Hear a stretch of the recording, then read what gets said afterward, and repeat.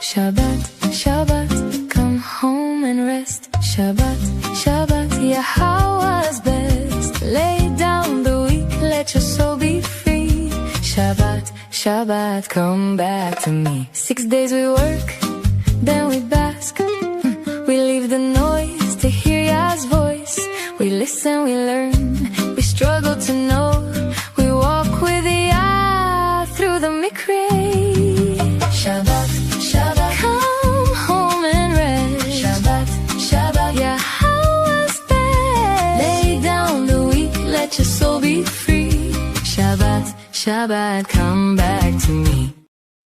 Well, welcome to Family Hour. It's my pleasure to be with you. We have a wonderful cast of characters. Kevin, you had your mom there just a moment ago. She's not going to join us for the show. She was just there for quick introduction. She just wanted to drop in and say hi to everybody. Yep. She's going to watch the show on the couch. So she is more than welcome to participate anytime she wants to. Well, you are the son, so she can tell you pretty much anything she needs to say, right?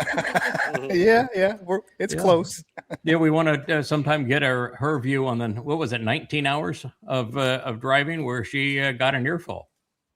Right. Oh yeah. We can do that story. So maybe we'll do it on camera. We'll get one of the guys together, Maddie or somebody, and do it on cam. So I love it.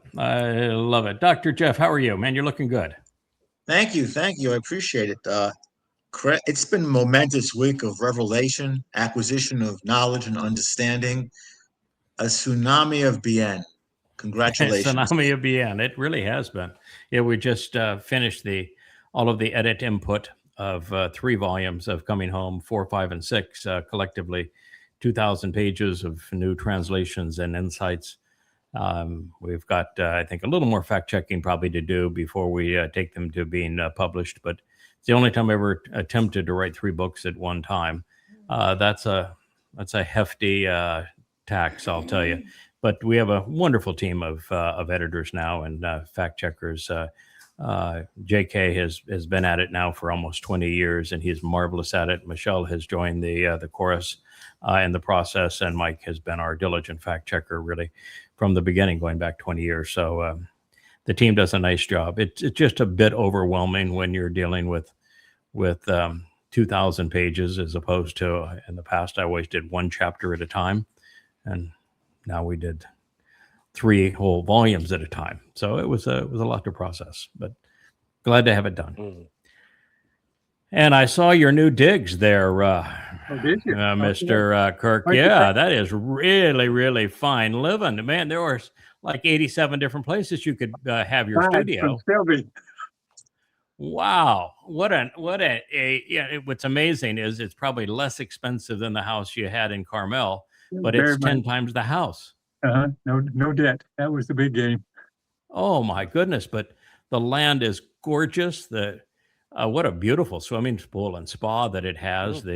Some of those ceiling treatments, the architectural. It was a beauty. Yeah. Every detail is real in there. Yeah, those details. Wow. Just absolutely gorgeous. Thank you. Yeah, I really, really like it. And I appreciate that, being an architect almost yourself. I appreciate it.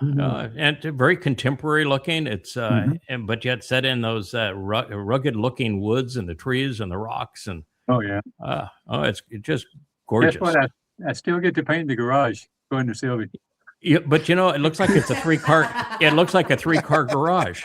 Well, it's a biggie. But it's a biggie. Yeah. She took what they call the pool house, and that's where she's going to paint. And I heard that. Yeah. Well, I don't blame her. It's a lovely spot. Great place. Yeah.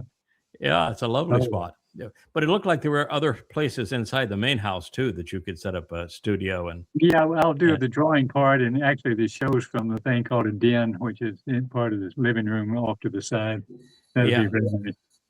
That's exactly where I would put my my canvas, and I would paint. The light's beautiful there. It's just a perfect location. Of course, you got the kitchen refrigerator right by, which is always handy. Yes, indeed. So I think you're pinch hitting for us today, Will. Isn't that the case? You got the call at the last minute. Yeah, JB has family duty today. I think he had a member of the family, unfortunately, that had passed away. So he's dealing with that. And so you were recruited at the 11th hour. Yeah. Yeah. If you want to traffic with Yah, you got to be ready. You got to be ready, man. You got to be ready to play. And you have the new manuscripts. Yep. Got them all in. I think they were only sent about 2 hours prior to the show, so it might make it a bit much for anybody to have read them. I'm sure you've read them already, though, haven't you, Lynn? The what? The what? Sorry.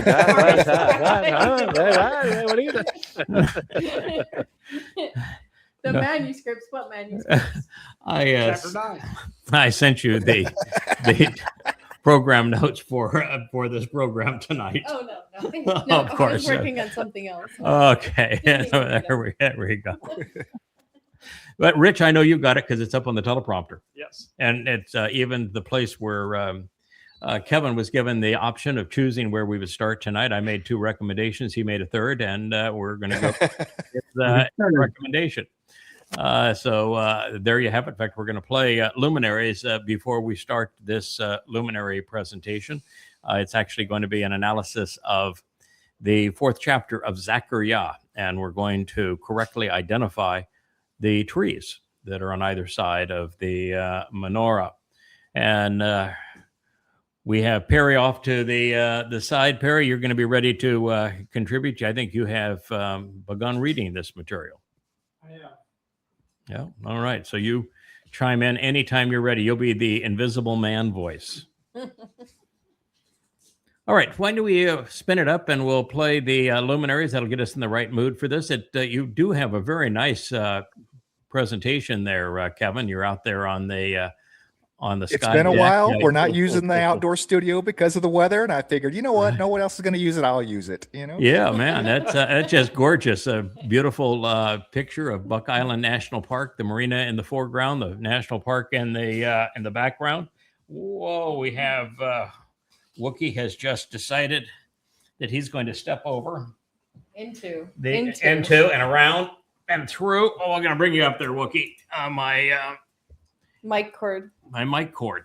And ears. That was going to be an interesting deal. So we'll go ahead and play the songs while Wookie gets a drink, and we'll take it from there.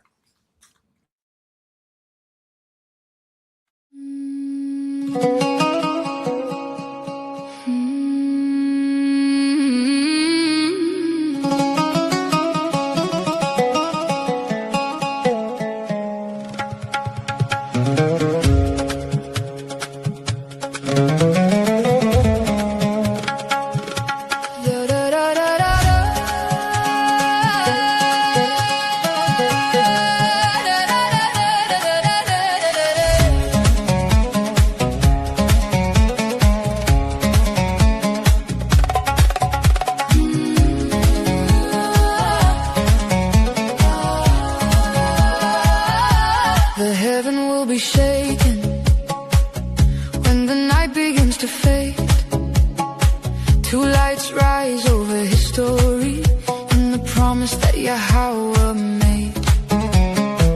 One to lead us out of Babel, one to call us by our name, guiding souls from lies and fog into covenant flame.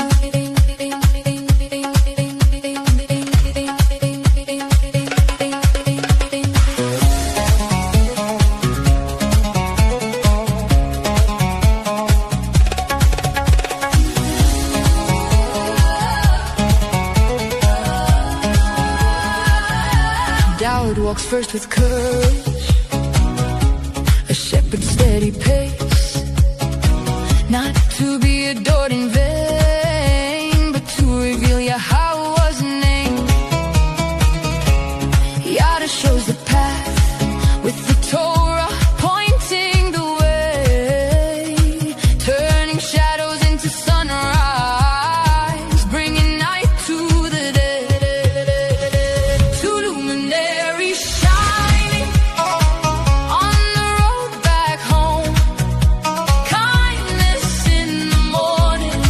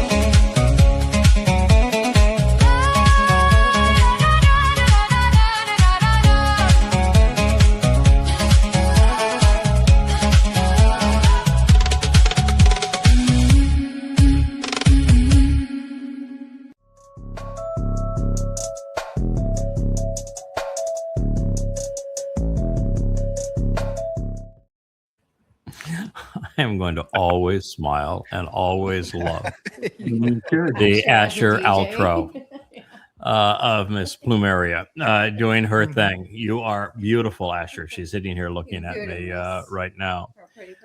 Oh, pretty. Pretty Asher. Marvelous.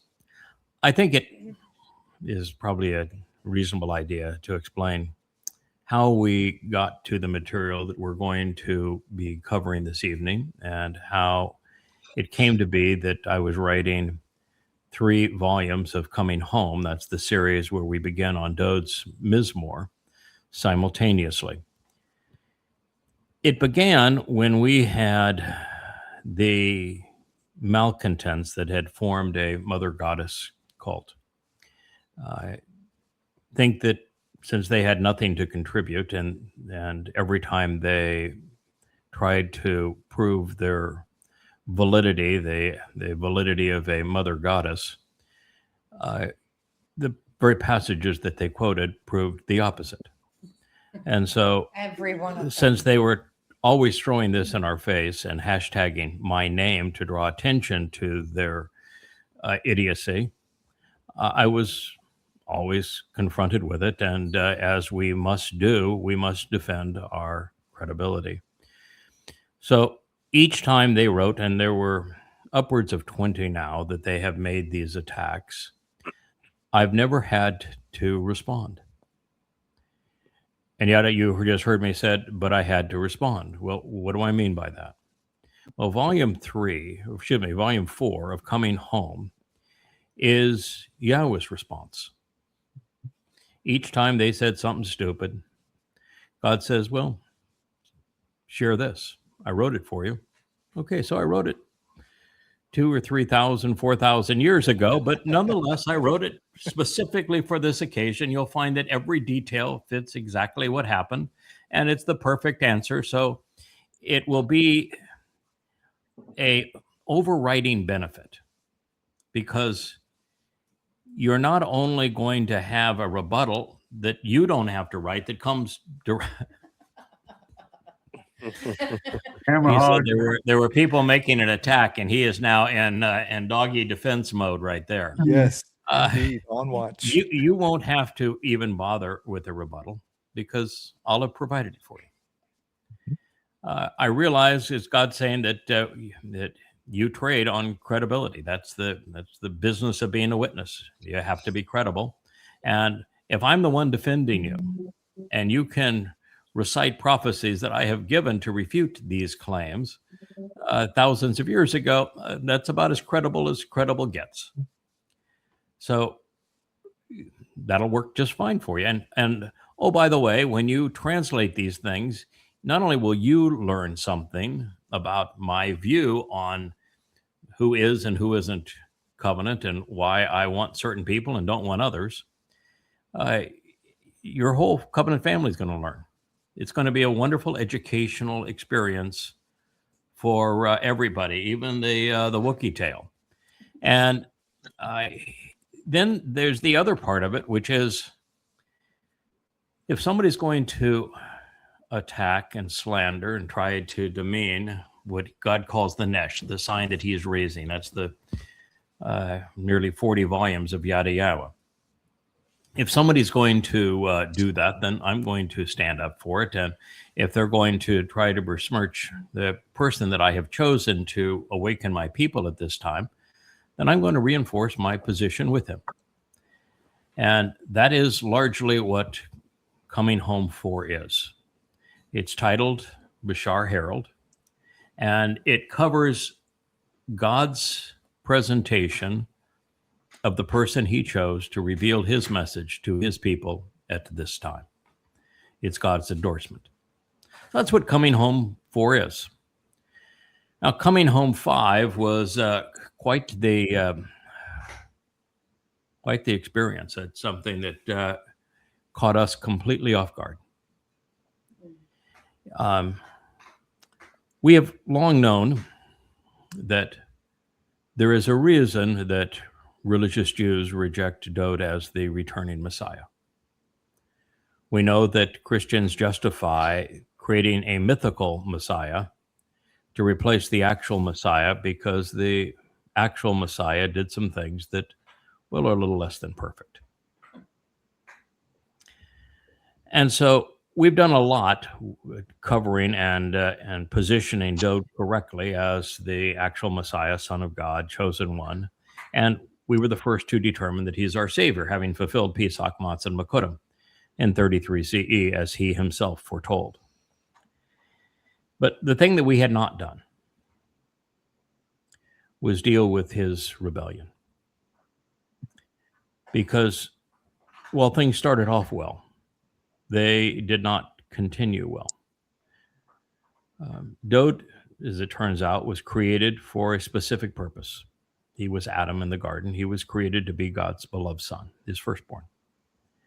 And he just didn't pass muster in the garden. He was too lethargic, wasn't a very good listener, and never engaged appropriately. And when people left the garden, it became even worse than that. And what God realized is that for his firstborn to be the son that he had envisioned, he would require parents. He was specifically designed to be a son. The solution was parents. And so God, over the past 6,000 years, has deployed two souls in particular to serve as Dowd's parents throughout his life.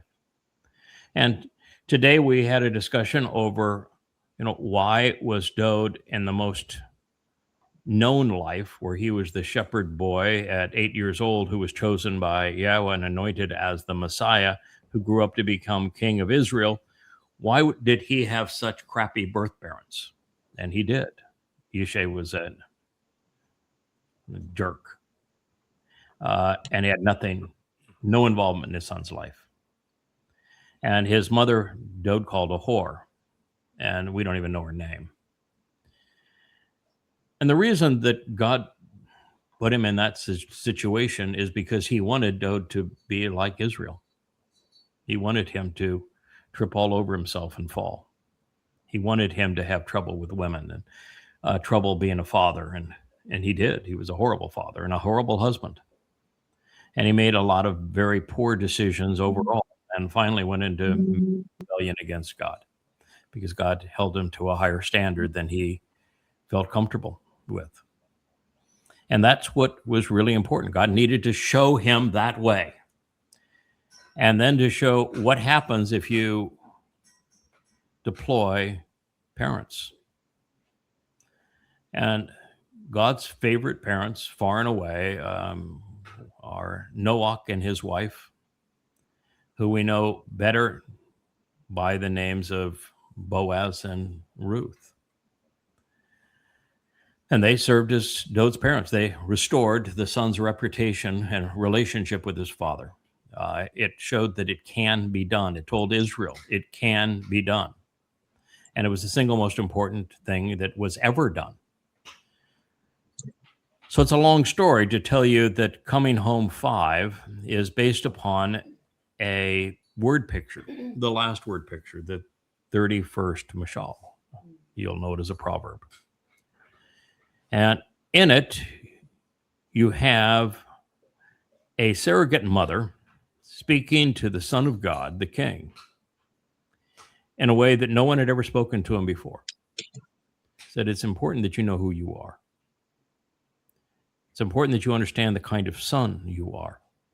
It's important that you knock off the booze. No more wine. You've had too much wine. It's time that you listen and you stop treating women as objects. It's time you had a mother. And she reads him the riot acts, but in a very loving way, saying, you've fallen on your face, son, and I'm here to pick you back up and dust you off and dress you back up. But we got a long way to go. And it was interesting that Dowd had two prophets and a general that were speaking to him, and he didn't listen to anybody. He was just a mess. But he did listen to his mother. But it wasn't enough. He then was confronted by a surrogate father, who is the Baal, the husband of the woman who is the Amma and the Asherah of the 31st word picture. And he is now known as Ethan Hosrocky. And he delivers the hammer. And the hammer is second only to the Torah, the greatest piece of literature ever written.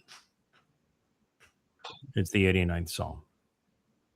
It tells you exactly who Dowd is, what he will do, what he represents, how God views him, how God intends to use him, how he's going to return.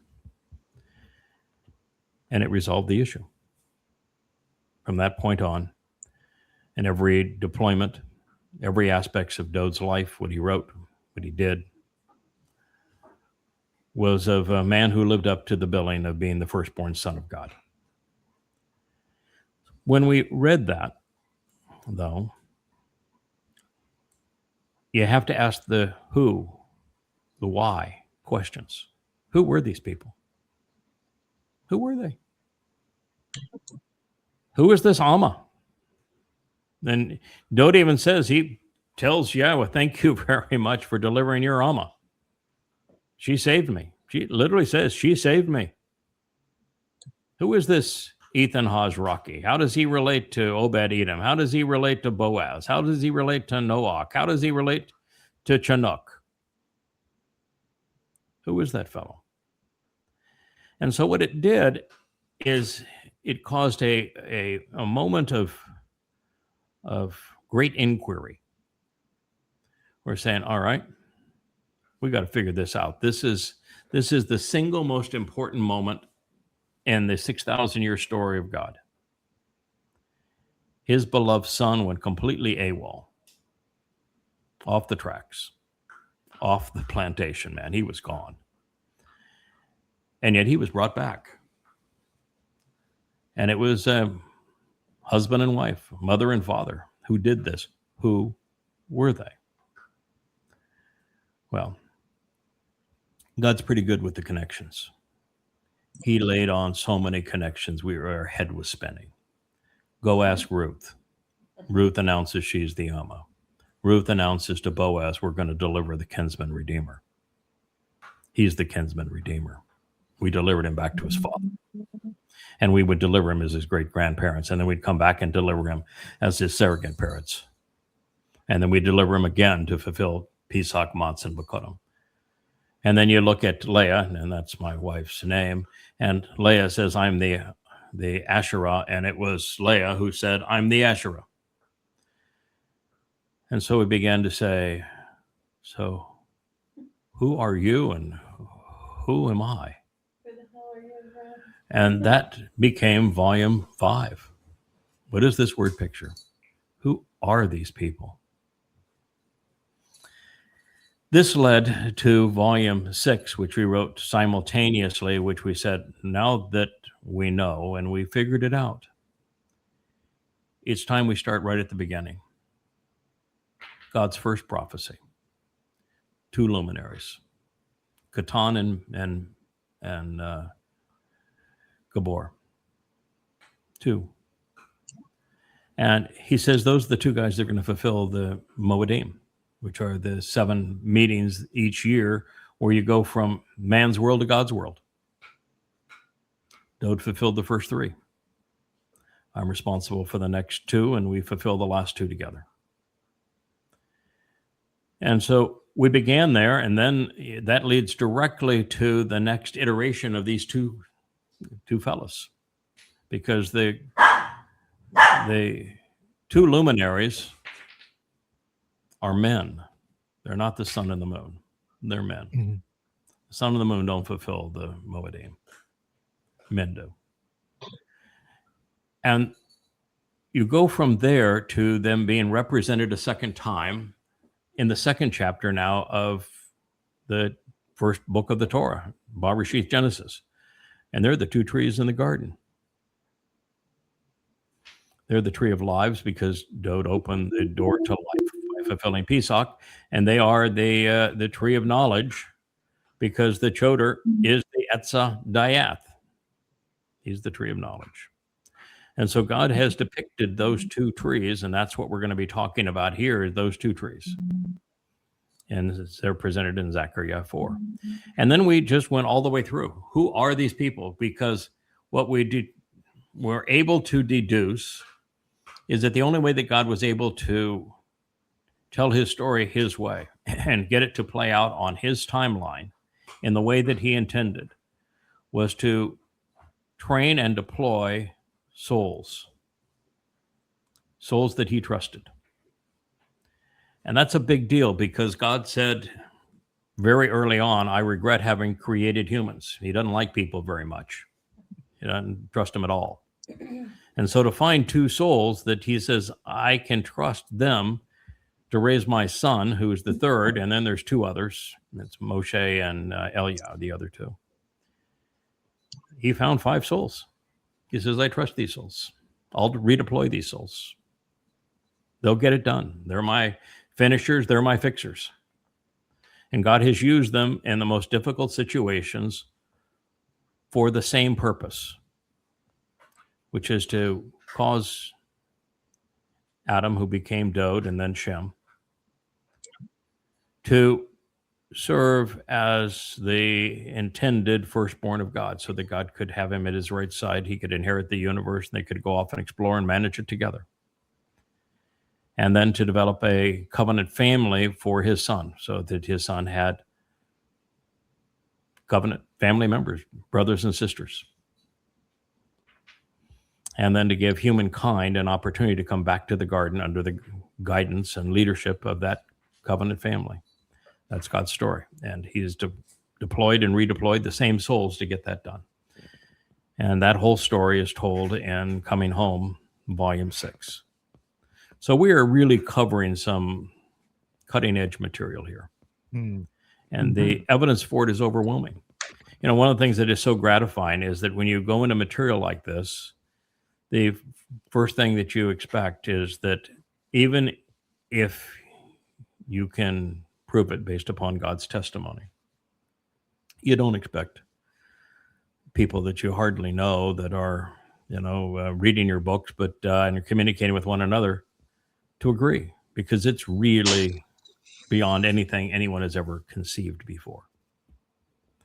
And yet, when I listen to those family presentations, it's done the same thing with everybody. It resonates and it says, yeah, it's the way it needs to be. Of course, God not going to let this all to chance. He's not playing dice here. And this is the natural way to get it done. And it's a beautiful story when you understand who the players are and how they have worked through time. Of course, it makes sense. So that's been pretty gratifying. So before we go into it, I'll just throw it out to everybody, give a chance to throw in your 2 cents and agree, disagree, add to it. We'll start with Miss Leah.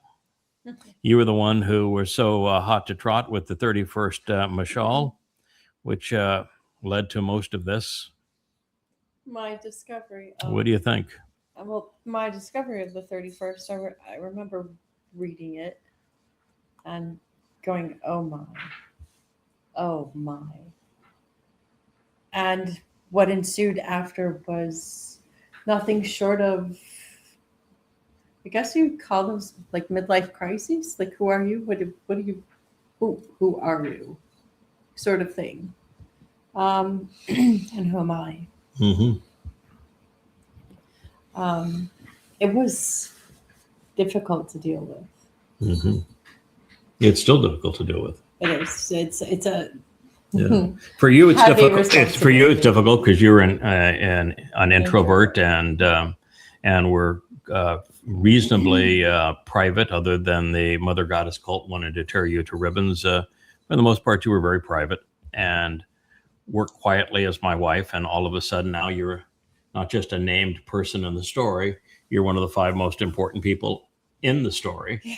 And all of a sudden, that is, I will tell you, for anybody who is listening to us and thinks that you're doing yourself a favor somehow to write yourself into God's story, I'm going to tell you, no, you're not. No. No, it's the No. I didn't have any gray Marty hair bring it before back. we started this. I'll tell you that. I was actually depressed for about 2 weeks. Oh, it's yeah. the pressure of it, the weight. responsibility of it. Heavy, yeah. And there is no there's nothing that goes along with it other than the satisfaction of giving it your best and knowing at the end that if you gave it your best, you pleased our God and His Son. But it really puts you out there, and the more you know, the more vulnerable you become. And so for Leah, that was it's still something she's struggling with. Doesn't like it. I don't like fame. But as I keep on saying, suck And it I up, think Buttercup. Yahowah took the Band-Aid off late in the games because I don't like to be known. You've No, it's true. got to deal with it. Yeah, yes, no, you the just one have to deal thing- with it. The one thing I did recall and still recall and I'm very fond of is being able to see myself through someone else's eyes. Yes, Who because is very articulate and verbose. yes, because it is now apparent that I wrote the Proverbs and I wrote I wrote the story of Ruth. That was part of the responsibility. So you do get to see yourself through somebody else's eyes, and that's kind of a lovely thing. And also seeing Dowd through Mizmor 89. It's wonderful. Yeah. But what really struck me later on, when I had some time to be alone with my thoughts, was that it's a love story within a love story. It is. And it's a quite husband and captivating. wife love story, and their love for their son is the second love story, and all of their love for Yahowah is. So it's three coexisting love stories, and you can add a fourth because we're all in it to prevail with Yisrael, who is essentially unlovable, and yet we have to break through and manage to find a way to love them. And so there are 4 love stories here, all intertwined. Yes. All right, Kevin, what do you think? I think it's interesting on how we're getting these discoveries. A couple things. The first one was, you just get to a point to where you're settled in with being a Nakar, the Choter, Yes. and then the Adam of Parah, and then it just keeps. And you're like, okay, we're done now. Enough with the titles. Yeah, and right. Yeah, done. Good. Yeah, we had a quotient on titles. No more titles. Yeah. let's stop. And then it's Full just stop. recently, in the last 2 weeks, it was just in Yahowah Tsunami. going through it again. It was the tsunami of pseudonyms. Yeah, I mean, it was yeah. over and over and Yeah, over. a symphony of Shems, as it turns out. Yeah, symphony. Yeah, literally a symphony of Shems. And you're going, oh my goodness. And it's so blatant and it's so overwhelming, and there is no other option.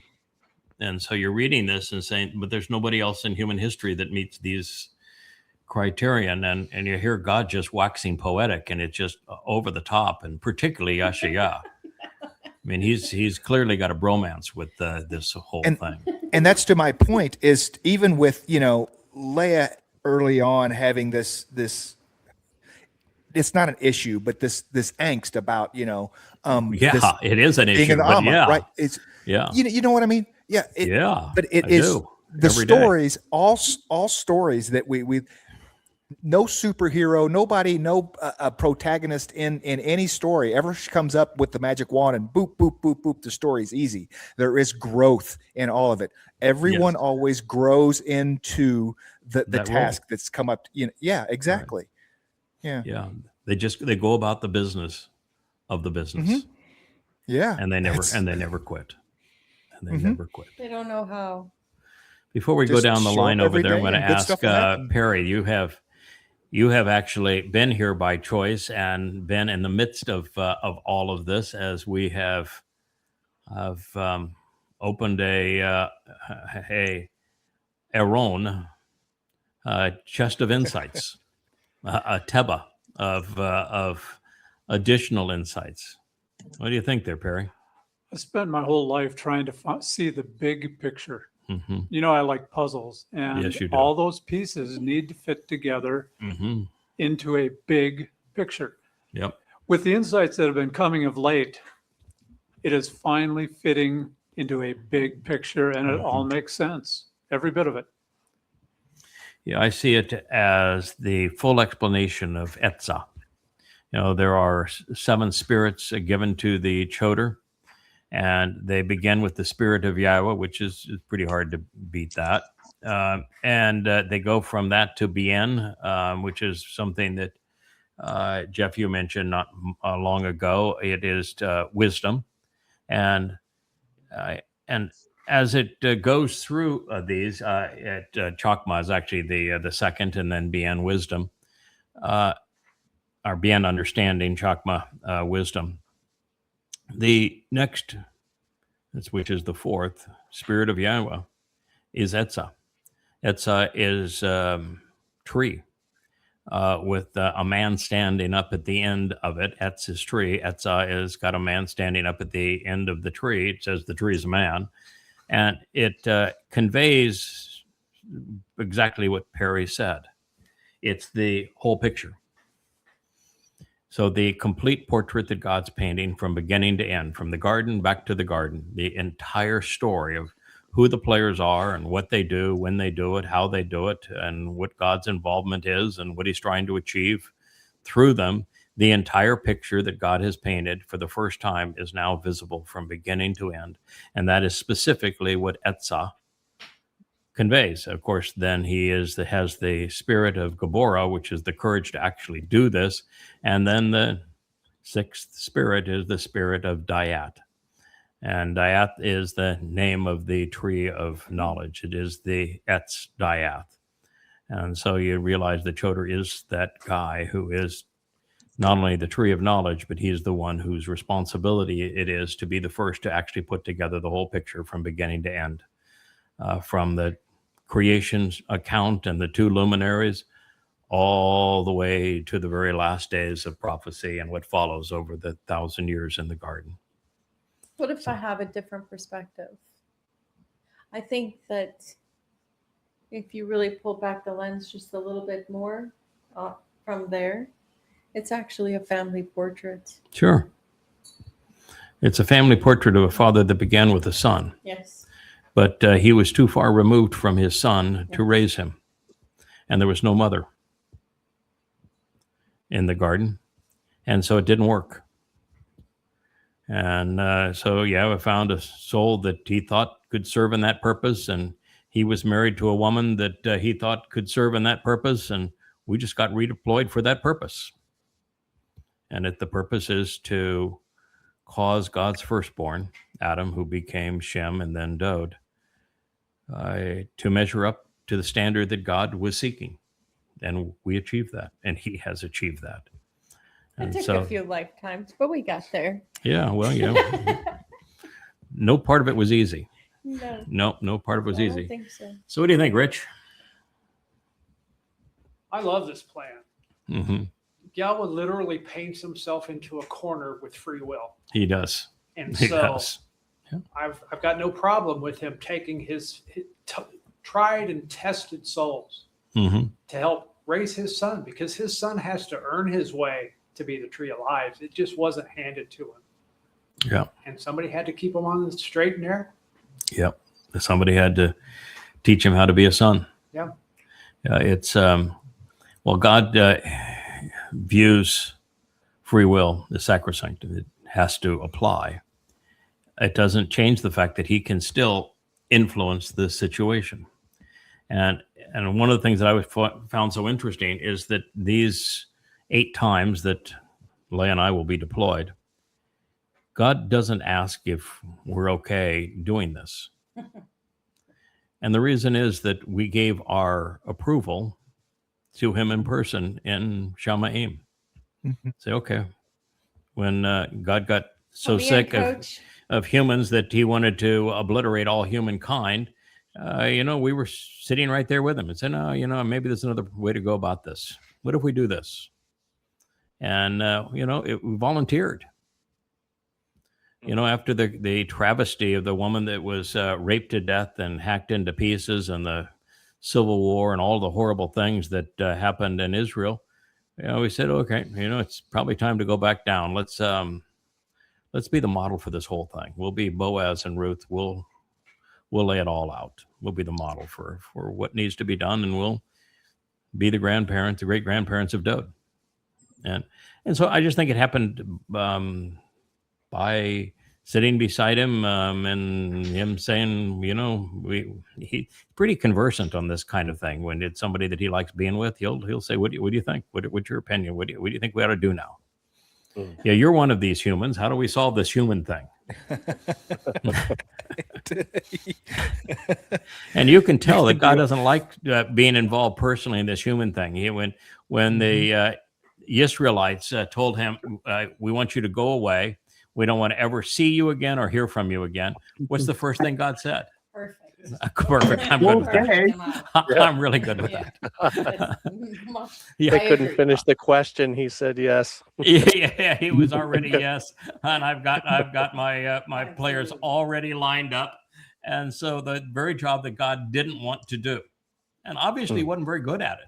I mean, it wasn't good at it, but I think is because humans were so repulsive. He just says, why do I need this aggravation? I really don't need it. If you can deliver a few of them all cleaned up, ready to go, I think this might work. Mm-hmm. And so that's how the plan got repeated. It's the same idea of handing a messy little baby over to a nanny. Same idea. Yeah. Mm-hmm. Exactly. What do you think, Dr. Jeff? What strikes me as so significant is that without the deployment of Boaz and Ruth, mm-hmm. Dowd does not fulfill Pesach, Matzah, or Bikurim. That's correct. It is so significant that none of us would be here. The world would be over. The universe as we know would not exist. And then this revelation is this last week, where you're described in Yashaya 33 as being Tzedak, Yasha, Gadowl, Zakar'yah. I was totally blown away with the statement in 33, Mizmor 33:12, Asher Hagoy, Asher Elohim Yahowah. Yes. Reaffirmed what Shlomo said in the mm-hmm. famous speech on Temple Mount, confirmed it all, mm-hmm. and is sticking it right into the rabbis' faces. Yep. He said, I'm going to send a goy because the Yahweh is his God. Yahweh is God. And then as a Yehud, I was thinking, I'm still trying to wash myself off from Jacob and his missteps. You're such a worm. Worminess. Mm-hmm. But what brings it home, what really brings it home is when you see, where Boaz, Obed Edom, Edom, and then Moab, and then the Ivrit. Mm-hmm. We need to cross over. So Yehudim have to get over it. Yeah, they do. They got to get over it. The first thing they'll have to get over themselves. One of the real places where they have to get over themselves is the story of Esau and Jacob and Rebekah and Ishak. Oh, yeah. That is a horrible story. Mm. And that is absolutely repulsive. Yeah. Jacob was conniving and deliberately conniving and duplicitous. Rebekah was a scum, which she did. Absolute scum. Completely and totally inappropriate. And Ishak was really no better than either of the two of them. And they lied. They pulled off a fraud. They lied some more. And Esau didn't do a damn thing to deserve any of this. And his only inappropriate thing is that he was a man's man. His father loved him. And he used to go off and hunt and bring back fresh meat for his father. And Father just loved it. They had a wonderful relationship.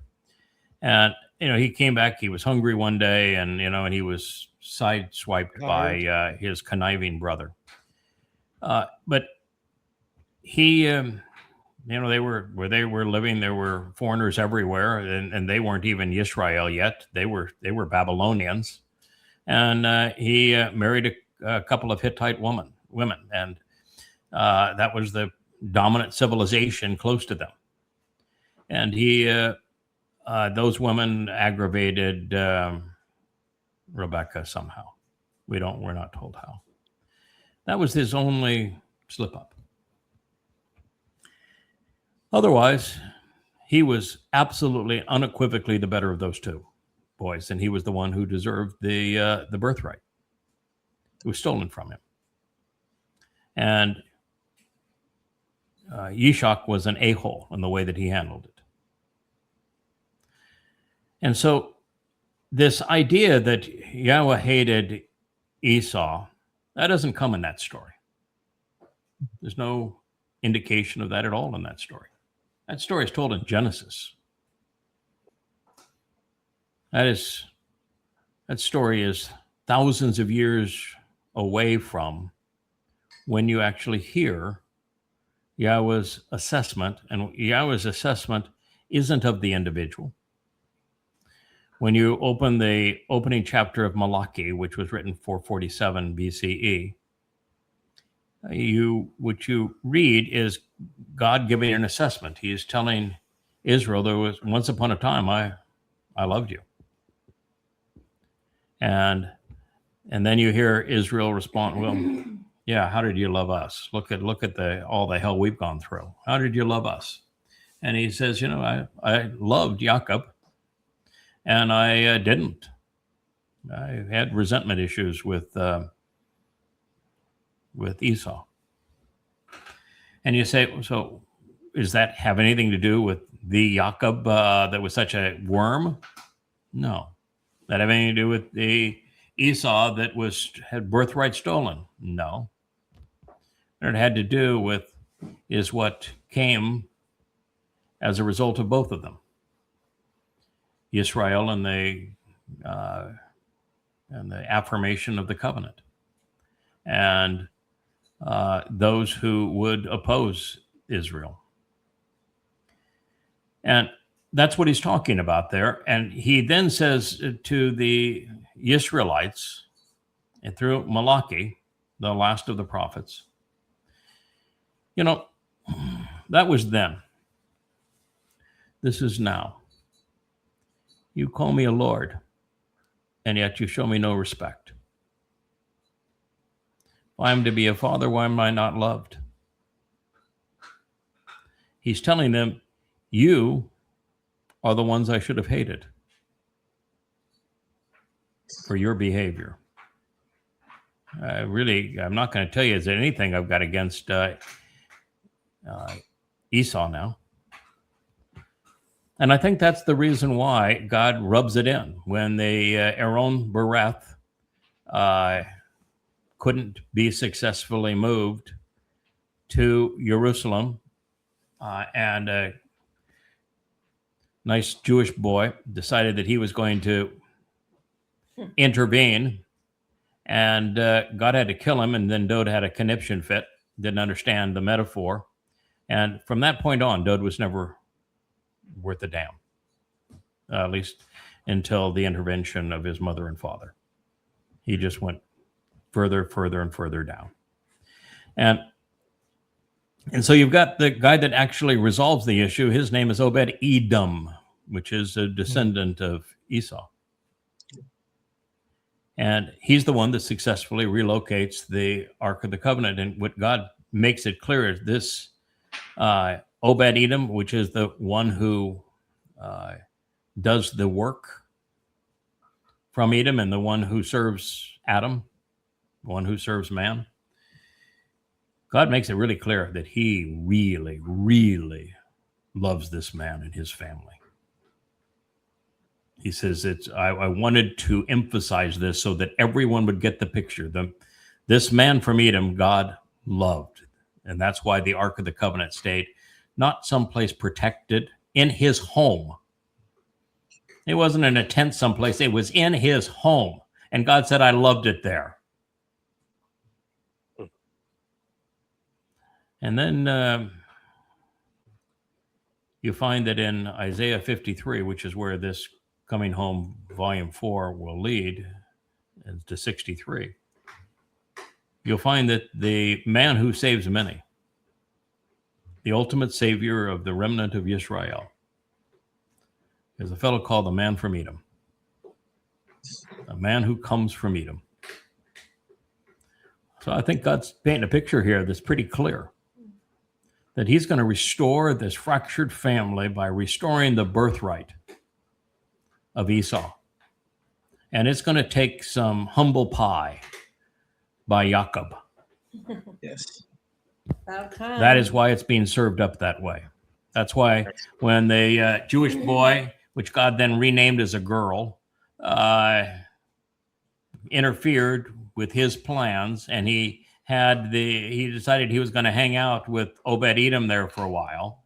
And then God says through his great prophet Isaiah that it's through Obed-Edom and the man from Edom that I'm going to save many.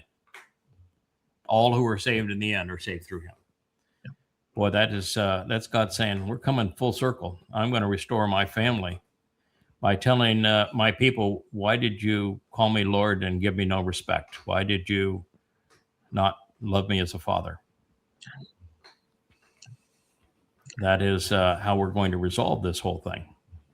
So I just think that is a beautiful aspect of this picture. It's amazing, and it's just it just warms me all over to just know that you're going to play the role and you're going to get into this. I know is Shaphat with the Shabbat at your disposal, the heavenly host. Yeah, to do what is necessary. The Choter is twice called a Shaphat. He is the judge of judges in the last days. He is the person through whom God is going to judge the world.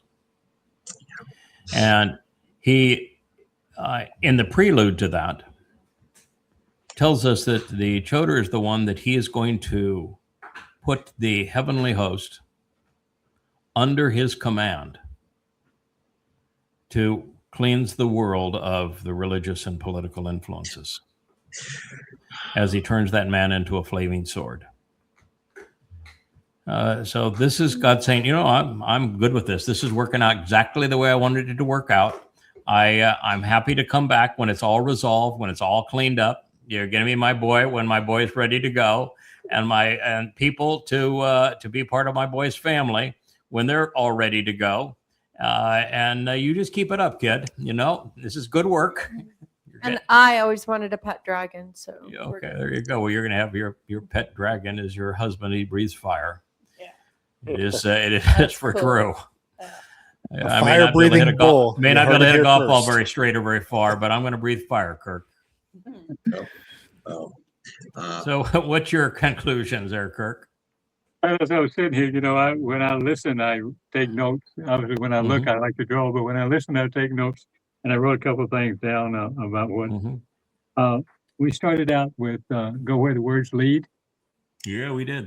We agreed that if they totally make sense and it's logical, that we would go there and continue to say that, repeat that and write that if it's supported by facts. And in 20 years, I've done that and been rejected by just about everybody. Except Yahowah and the Covenant Family. I haven't suffered terribly, but I must say, there's a little bit of a touche moment coming, which I will enjoy. But the way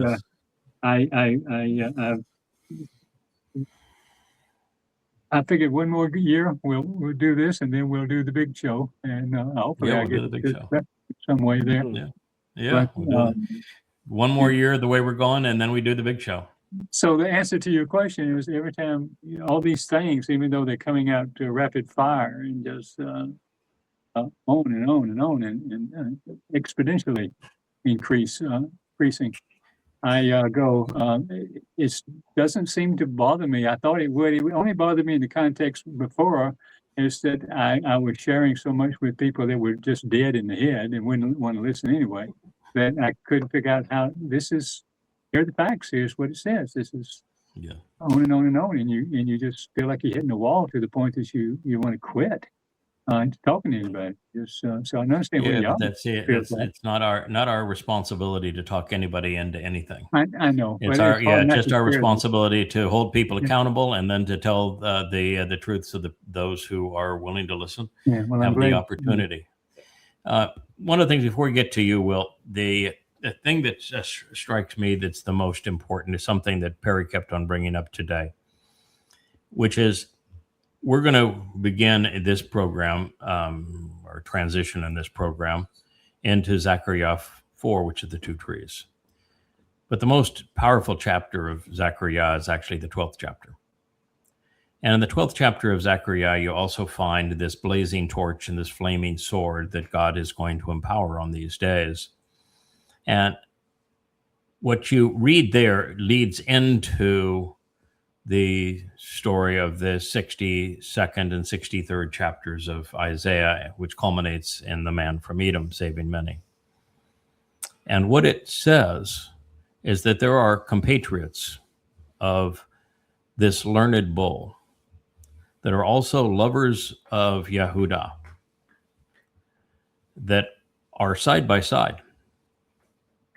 It's a team and everybody's engaged. And he says in the midst of that there are watchmen on the wall, plural. And they're all very observant, those that are on the wall. And then he doubles down on this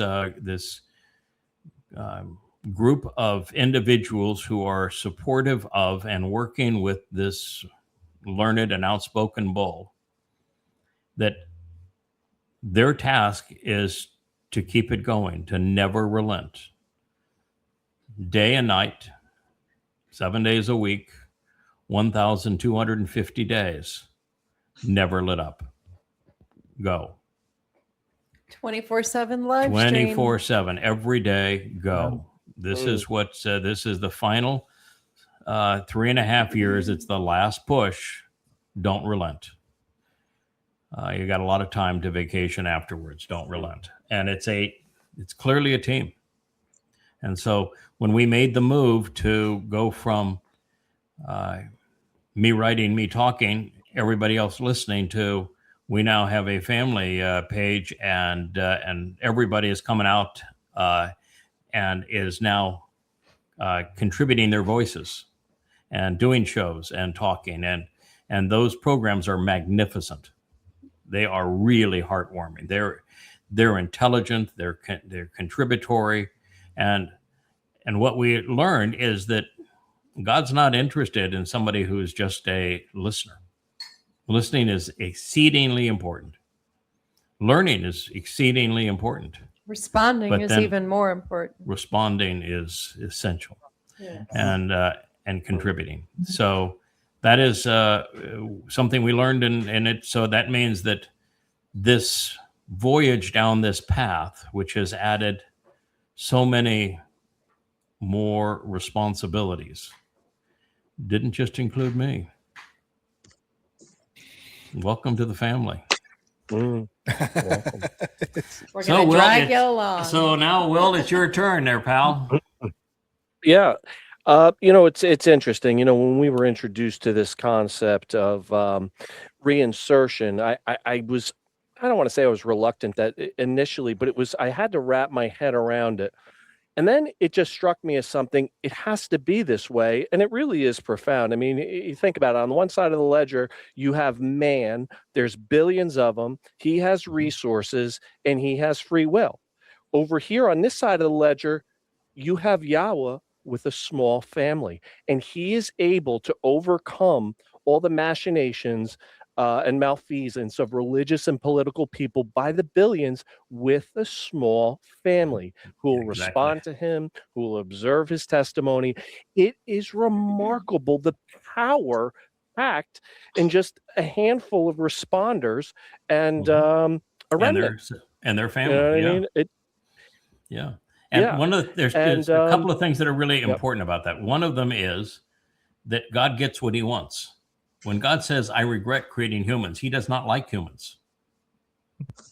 We're awful. I mean, humanity is really terrible. Yeah, And Yahowah they're and I just share that. flat out evil. And so what God wants is a family, and families are small. And so instead of millions and billions, he wants a family. You know, it's going to be hundreds of covenant members, and then ultimately a few thousand in the remnant. It's a tiny fraction of humanity. It's far less than 1 in a million. Tiny fraction. And that's exactly as he wants it, because he knows when we become many, we become bad. And so it's a family. And think about what it says about Yahowah in this 6,000-year commitment to you, Leah, Dowd. I mean, let's be honest, all the bullshit nonsense he's had to put up with over and over, but he hangs in there. And I don't know where else you can look in the Torah and sort of scrape that about Yahweh's personality. But when you understand reinsertion and how incredibly committed he is to this family, I mean, he's going to go to the mat for the family. I think that that concept of reinsertion points to that so strongly as just another thing about Yahweh's character and who he is. And the thing about reinsertion too is it is so elegant and so simple.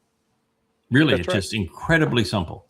And the thing that you have to get beyond to understand how simple Can we it just is, call it reconstitution, please? is that because reconstitution is really not what it is. Because the moment you focus on the physical body, you've lost it. And so Christianity with its bodily resurrection, Islam with its bodily resurrection, Judaism with its body resurrection, there's not a single religious person that's able to understand this, because they think it's their body that is going to be resurrected and live in the heavens. And they have no concept of dimensionality, and that it's our bodies that are the liability, and our bodies have the overall worth of about 3 shekels. Yeah. And there's not 3 shekels worth of minerals or worth in our bodies. They're just useless, and they're limiting, and they keep us on this planet so that we can't even go explore the universe, and we can't be eternal. We can't be empowered. We can't be enriched in these bodies. So the body is the thing that you've got to get beyond. And you see that body is something God can create a human body using DNA, or insert a soul into the womb of a woman, which he did with Sarah, and even talked about it. He says, this is my greatest miracle. Me choosing how I'm going to insert a soul, where and when of my choosing. That is my greatest miracle. Yeah. And he's on record saying that's what he does. And for him to take a soul, which is an entity that exists in dimensions beyond the 3 we perceive. That's why science can never quantify a soul. They can't measure it. They have no definition for it. They know that no instrumentation will calibrate it. That animal consciousness, of which man is an animal, consciousness gives us the ability to observe and respond to our environment, which plants do not have. And they know that the moment the soul is gone, that consciousness is gone, life is gone. But they have no idea what it is, because it's like dark energy and dark matter. It exists in dimensions beyond the 3 that we perceive. They have 0 instrumentation to calibrate it. So the ability of God taking something that he conceived, which is a soul, which is in dimensions beyond the 3 that we know, probably 1 less than where God is in the 7th dimension, and for him to take a soul like that and just redeploy it. He can redeploy it in a full-grown adult. He can redeploy it in an avatar. He can redeploy it and enveloped in spirit. He can redeploy it as a baby. He can redeploy it any way he wishes to do it. And it's easy for him to do. Yeah. The only thing that would be hard for him to do, and I think it's actually impossible, is I don't think he can send a soul back in time. The whole thing has to play out along the timeline. There are no redos. If we screwed up at any step along the way, there is no redo. You can't reboot. So you have to rely on the fact that the souls that you deploy are going to get her done, because they cannot go back in time and say, I screwed that up. Can I have another shot at that one?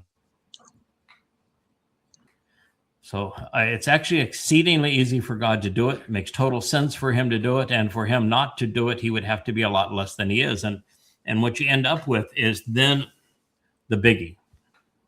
I think it's the biggest of all. It's not just bringing these two souls back to support his fallen son when his son really lost it, and to restore that relationship, which I think was the single most important moment, because as you said, Dr. Jeff, if we don't get that done, then Dowd does not fulfill Pesach, Matzah, and Mowedym. And the Mowedym go unfulfilled, prophecies begin to unravel. And at that point, there can be no Shabuah or Teruah harvest. There can be no Kippurim return. There is no entry into the garden on Sukkah.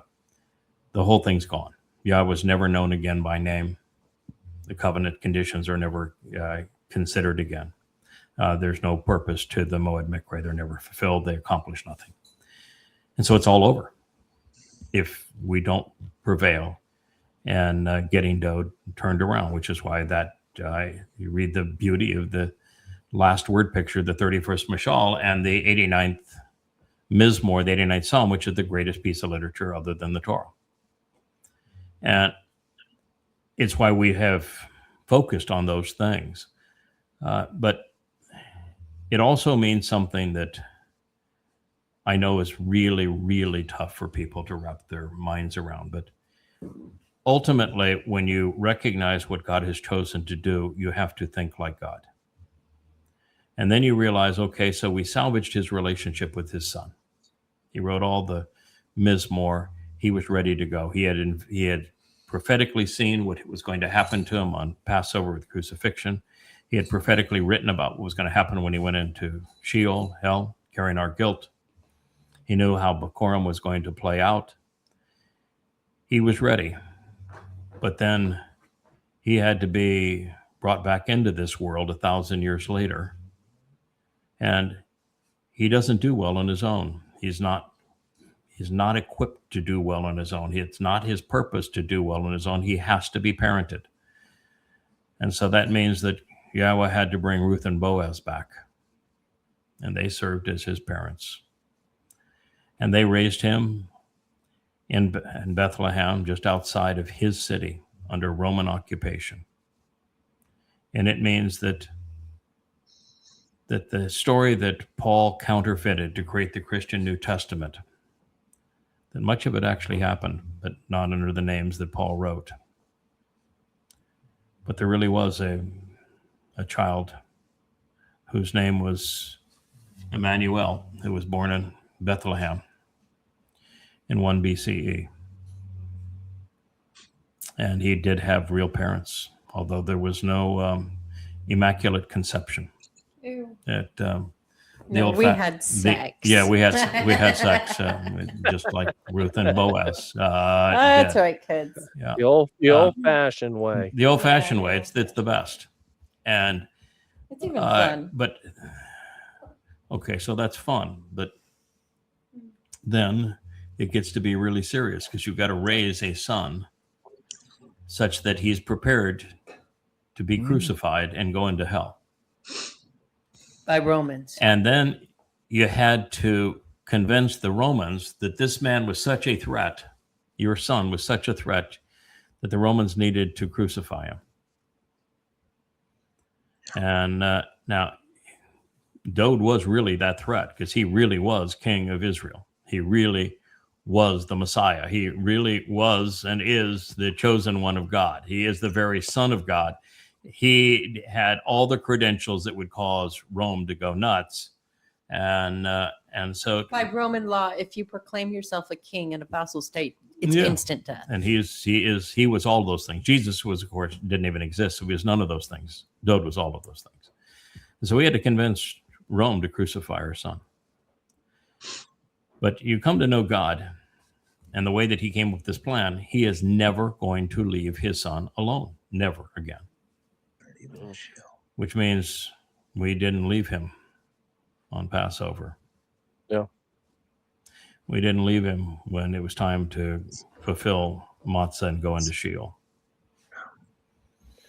One last thing I was going to say, Yada, is just I touched on it a little bit, but how powerful and effective the father, mother, or the family model, mother, father, daughter, son, what have you, and how it that plan sits so central to Yahweh's plan, and just how effective that unit can be. It's actually Yada changed my paradigm with Jake and the impact that I can have on him as a father, because, well, it's not a perfect comparison with you and Dowd, but the point is you had a tremendous impact on him, and were able to take him from going this way and just a course correction. Well, in a much, much smaller way, I can do that with Jake. I can say, hey, Jake, listen, buddy, this isn't working out for you. We got to do this differently. And but that model is meant to be effective and work, and it does. And it worked on the biggest stage imaginable. Yes. Exactly, and still give him the freedom to fail. Give him the encouragement to try. Give him support. Give him love, but provide him with guidance so that. And kick him in the shins when he does bad stuff. Yeah, so it's you got to be very real as parents. It's a very real thing, and a lot of it is by example. So when we're telling Dowd, this is who you are, and this is what you're going to do in your next life. And oh, by the way, you know, we witnessed it on that walk to Moriah with Abraham and Yishak. You know, I told you that was all about you. You were going to be that Passover lamb. That's what that story was all about. When God says, "No, I'll provide the lamb," that's what He was talking about. It's you. You're right, we've had this talk before, but you know, son, we're not going to let you do this alone. We'll be there with you every step of the way. I'll be crucified right beside you. I'll go into hell with you. And then to restore your reputation, because you know it's going to be ripped from you by the religious, your people are going to create 3 religions that are going to destroy your reputation. I'll come back and I'll restore what they took from you. And then ultimately, I'll get you the family that you are looking for, and I'll go through it again. I'll be sacrificed another time for you. So it's the living example of love. It's not just the words. Yeah, that's right. And I think that resonated with him. You know, if you'll do that for me, that's least I can do is do my part. And he did. And he earned his position of respect. But knowing what we know, even though he has now earned his full ticket to be Elyon, the essence of God in our presence, there's no reason for God to change. Right? His son works best, performs best, is happiest, most fulfilled in his relationship with Yahweh when he has parenting. You know, I think we'll be Mr. and Mrs. Mama and Daddy Dowd for a long time. I think that's it. I find it curious that your new insights and everything you've come up with the last 12 months isn't for the general public. No, it isn't. It's for the children in that car. Yeah, it is. Yeah. It's for us to know. You know, it's funny that you say that, Rich, because I was thinking about this week, you know, going over Psalm 119, Dowd says, you know, my travels have been for the family. And I remember when we first got into all this, I pictured this big outreach, right? And I just pictured people coming left and right, and we're you know, acclimating people and introducing them.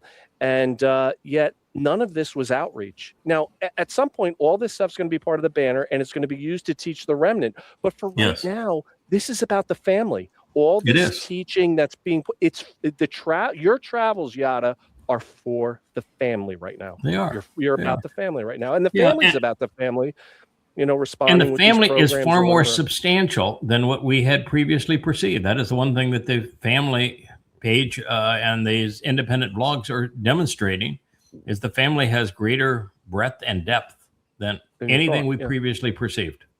Yeah. And, you know, the time we spent, you know, trying to get people in wasn't lost time. We learned what we needed to learn by doing that. which makes us better family members. Correct. Also gave us thicker skin because what we're in for, Yes. Yehuda can be some nasty people. Yeah, and if you were to begin with somebody and said, Kirk, we began a long time ago, and Jeff, by the way, to make this go, I was going to expect that you engage and you make a major contribution to the family, and oh, by the way, he couldn't relate to his people, couldn't wait to abandon them because they were so obnoxious, and that's your target audience. Good luck with it. No one has ever been successful with them. So step right up. That's your target audience. How would you have said, "Oh yeah, that sounds like really a lot of fun"? Sign me up for that. And you're the guy in this story, and you get not only crucified, but later you get bludgeoned to death. That sounds good. Write me into that story. Yeah, I tell you, Craig. Sacrifice twice, the Adam of Parah. Mm-hmm. Yeah. I've got to tell you that in this last week and two, as the voice of Yah, you have been on fire, and you've manifested characteristics of Dowd in terms of his courage, audacity, and boldness. Elia in terms of his sarcasm and his just wit. Moshe in terms of his leadership, and sprinkle that with an element of Yashiyah, with that intelligence and chokhmah, and you sprinkle that with the vlogs and the Herald presentations this week, the righteous indignation, where it was well justified and due. This is the culmination of 25 years, and you and Amar have given birth to this. Yeah. None of it came easy. None of it came fast. But once God said, I really don't care if you want to be anonymous or not. I don't really care if you have a moratorium on titles. That's too bad. This is where we're going with this. And you realize that he is positioning you in this role to act a certain way. And that the thing that you need to do is to view everything from his perspective and respond accordingly. How would he respond if he's hearing one of those vomiting women besmirch his people, or that has the fakistinian flag and saying this is what it represents? How would he respond to that? His language is quite colorful, and he has a very short fuse and has a very low tolerance for stupid. The only time Yahweh interacted with people was to have the earth swallow them up. Yeah, fire. The difference is that I'm at the moment I'm allowed to use my words, but emotions and intellect, but words. And there will be a time when we will also spew the same end result that God views is the appropriate response, is just to incinerate the trash. But God's in a different position, and soon we will be too. But the different position he is in is that he conceived this planet and this universe and life. And therefore, if he chooses to shorten a life, he hasn't taken anything. You still had what you wouldn't have had he not given it to you. So he can shorten every life without taking anything from anybody.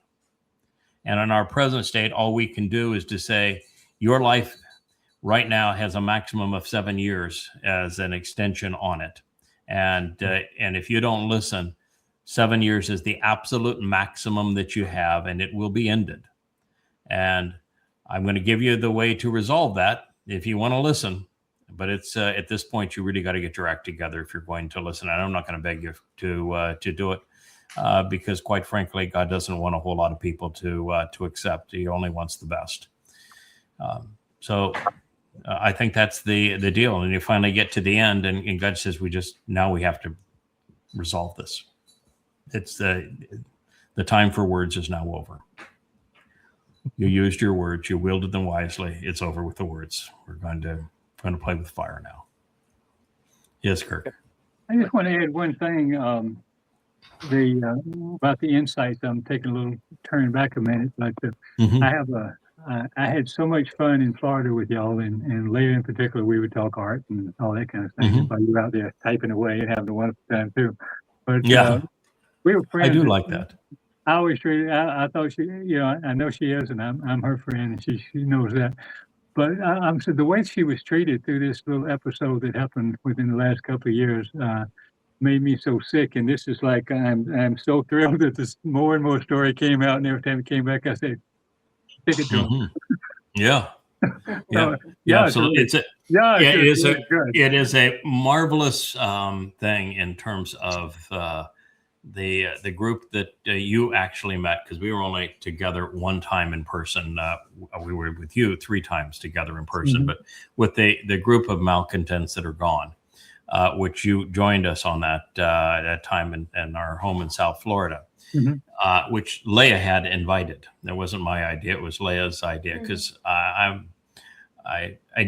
my preference is that the further everybody is away, the better it is, because with as much as what we're saying is so different than what people are accustomed to hearing, you don't want to have the impression that you have a group of followers. And so kind of the best thing to do is to say, I'll do my thing. If you got a question, we'll talk by email, but I almost never talk on the phone, almost never.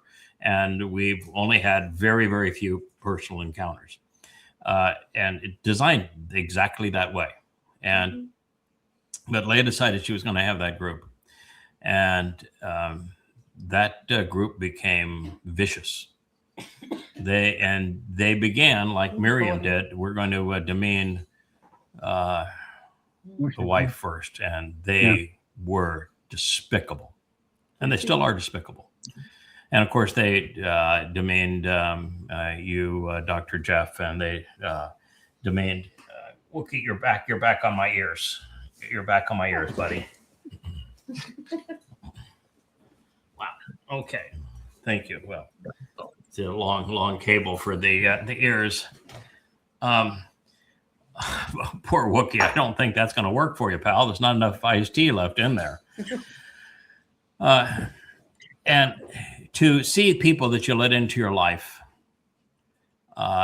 and you became vulnerable to, and you tried to teach and help turn that vicious against Leah and say as many awful things as they did. And then to read what God had to say about them and about Leah. That was just perfect, y'all. Oh, yeah. I'm going to take care of my own. I will defend my own. And I've got you. Not to worry. You were the Alma.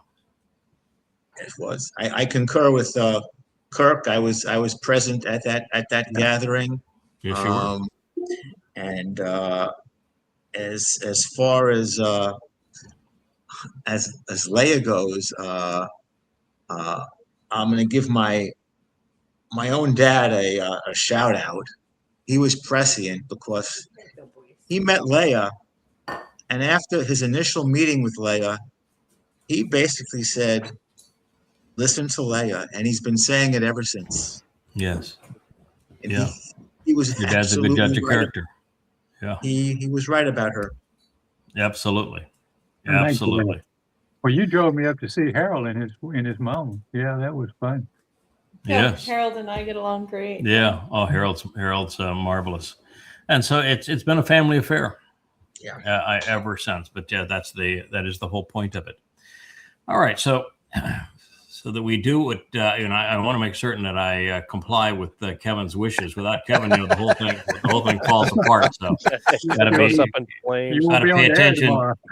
Yeah, I got to pay attention to the co-host of the vlog on the vlog, and also the guy that puts together the family vlog, and probably the person my wife talks to almost as much as she does to me, Rich, and Perry. Well, yeah, one of the most challenging prophecies for a long time to interpret has been Zakar'yah 4. Which is why I think Kevin wanted us to go there. And based upon the prophet's assessment, it is apparent that Zakar'yah did not understand it at the time either. And, I didn't really understand it until quite recently. Because the natural inclination, and if you were even to do a search on this, it would tell you that these two trees are the two witnesses and that Elia is one of them. And that's what I wrote initially, because that's what I thought it was talking about too. But live and learn. God's got two trees, and those two trees are essential to God's story. So they are the reason that the Malak that was giving this presentation to Zakar'yah kept on saying, how is it that you don't know who these two trees are? Because it's not complicated. They really are two trees.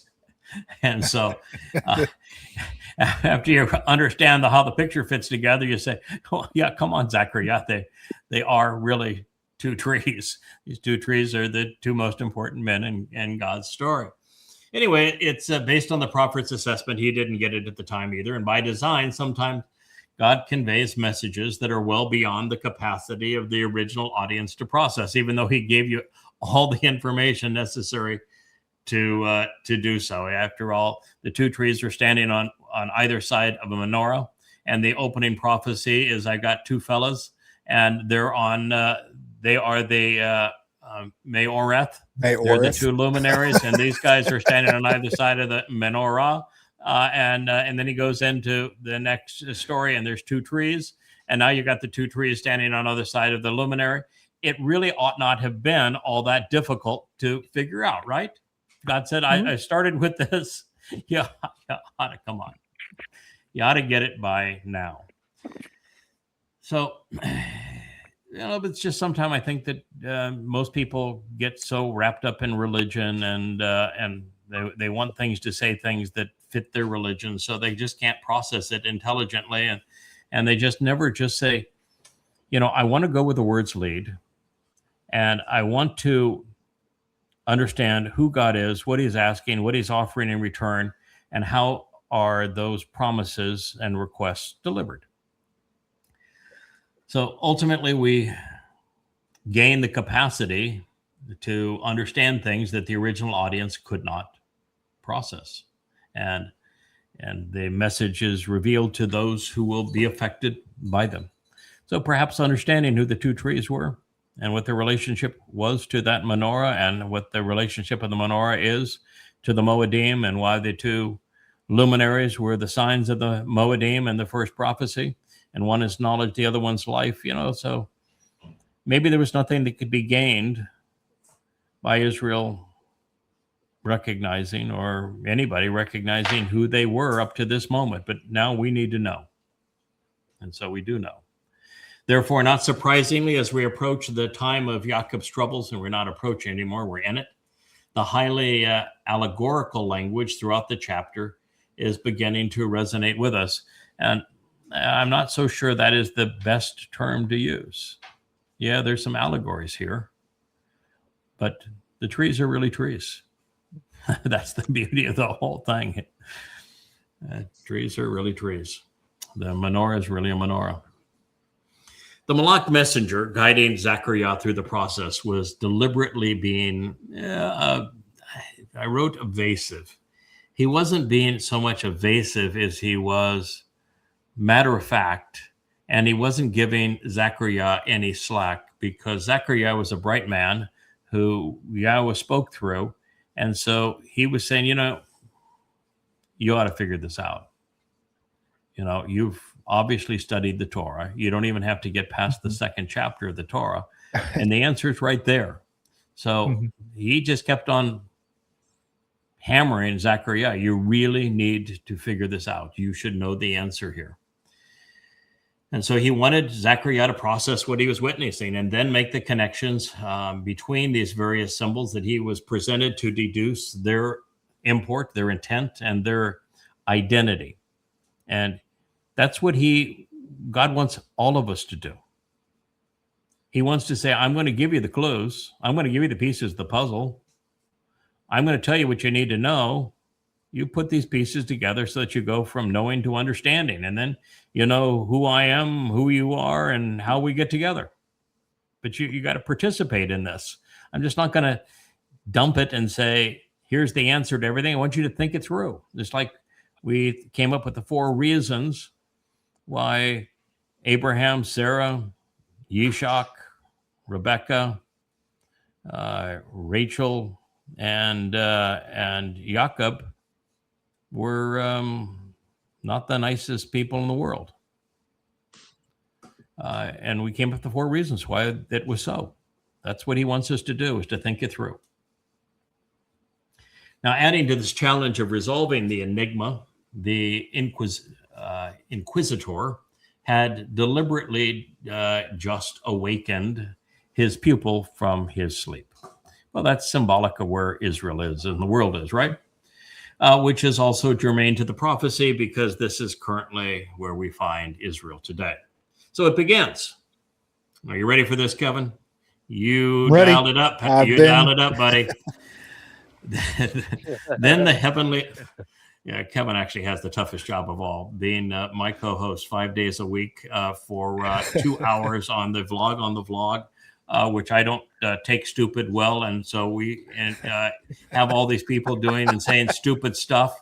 And I'm usually pretty intellectual in my responses, but really stupid stuff that's contrary to God's people, I get angry. And so, that is a tough job, my friend. Then the heavenly messenger, the Malach, the spiritual being, returned, who had spoken to me, and he roused me in a way that it could be compared to an individual being awakened from his sleep. Zakar'yah, remember Yahowah, the 4th chapter, the 1st statement. Duly noted, Zakar'yah, like all Israelis throughout their history, was not fully awake when the messenger arrived. And without further ado, he was shown a menorah, not unlike the more contemporary interpretations that, presently adorns our set. Well, actually, it's over this shoulder here, right?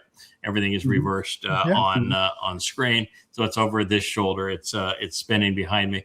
You can also see it right over. That would have to be on this side over here. There we go. There's there we go. The menorah. The reason that's so difficult is that it's I'm looking at a screen that actually projects everything the opposite of the way that I see it. I should be better at this. I've done 1,000 hours of it now, so I actually should be better at it. But you're learning on the job. I thought I was signing up to be a writer. I'll give you some pointers later on. Okay, thank you. Give you some pointers later on. Yeah, I appreciate that. Oh my goodness. So Wookie just laid down on the keyboard of the teleprompter to take us down multiple pages. Thank you very much, Wookie. So here we are. We now know what specifically is being shown to him. And so here you have the menorah, and then he says, and he asked me, what do you see? Isn't that what we all should ponder? I'm constantly telling the fellas here in Leah as we meet for, we have 2 meals a day here, a breakfast and a lunch. And every time we sit down, I'm saying, these are the questions I'm trying to resolve now. For me, it's always want to know why. What's the reason why this is happening? Why was it done this way? Why was the story told this way? And even in the details of the story, what's the reason for them being this way? So he asked him, what do you see? That's the right question. What do you see? I replied using the perception of sight. And he said, behold, I see a menorah, and it's comprised entirely of gold. Now, he saw a menorah. You think the fact that it was gold mattered, other than that color is kind of the color of flames of fire? So God's trying to say, I'm trying to convey this illumination to you. It's a very warm color. It's something highly valued by men. Maybe there's a few metaphors of that nature, but the answer would have been quite simple. I see a menorah. Right? Mm-hmm. Because what is God's logo? Menorah. Manowrah. That is God's logo. That is God's brand. It is the menorah. So here he was looking at God's symbol, God's brand, the menorah. It was being revealed first and foremost above everything else. That's God's first and foremost symbol. There you go. You want to know how you are Right at the to top. brand yourself when you're speaking for Yah.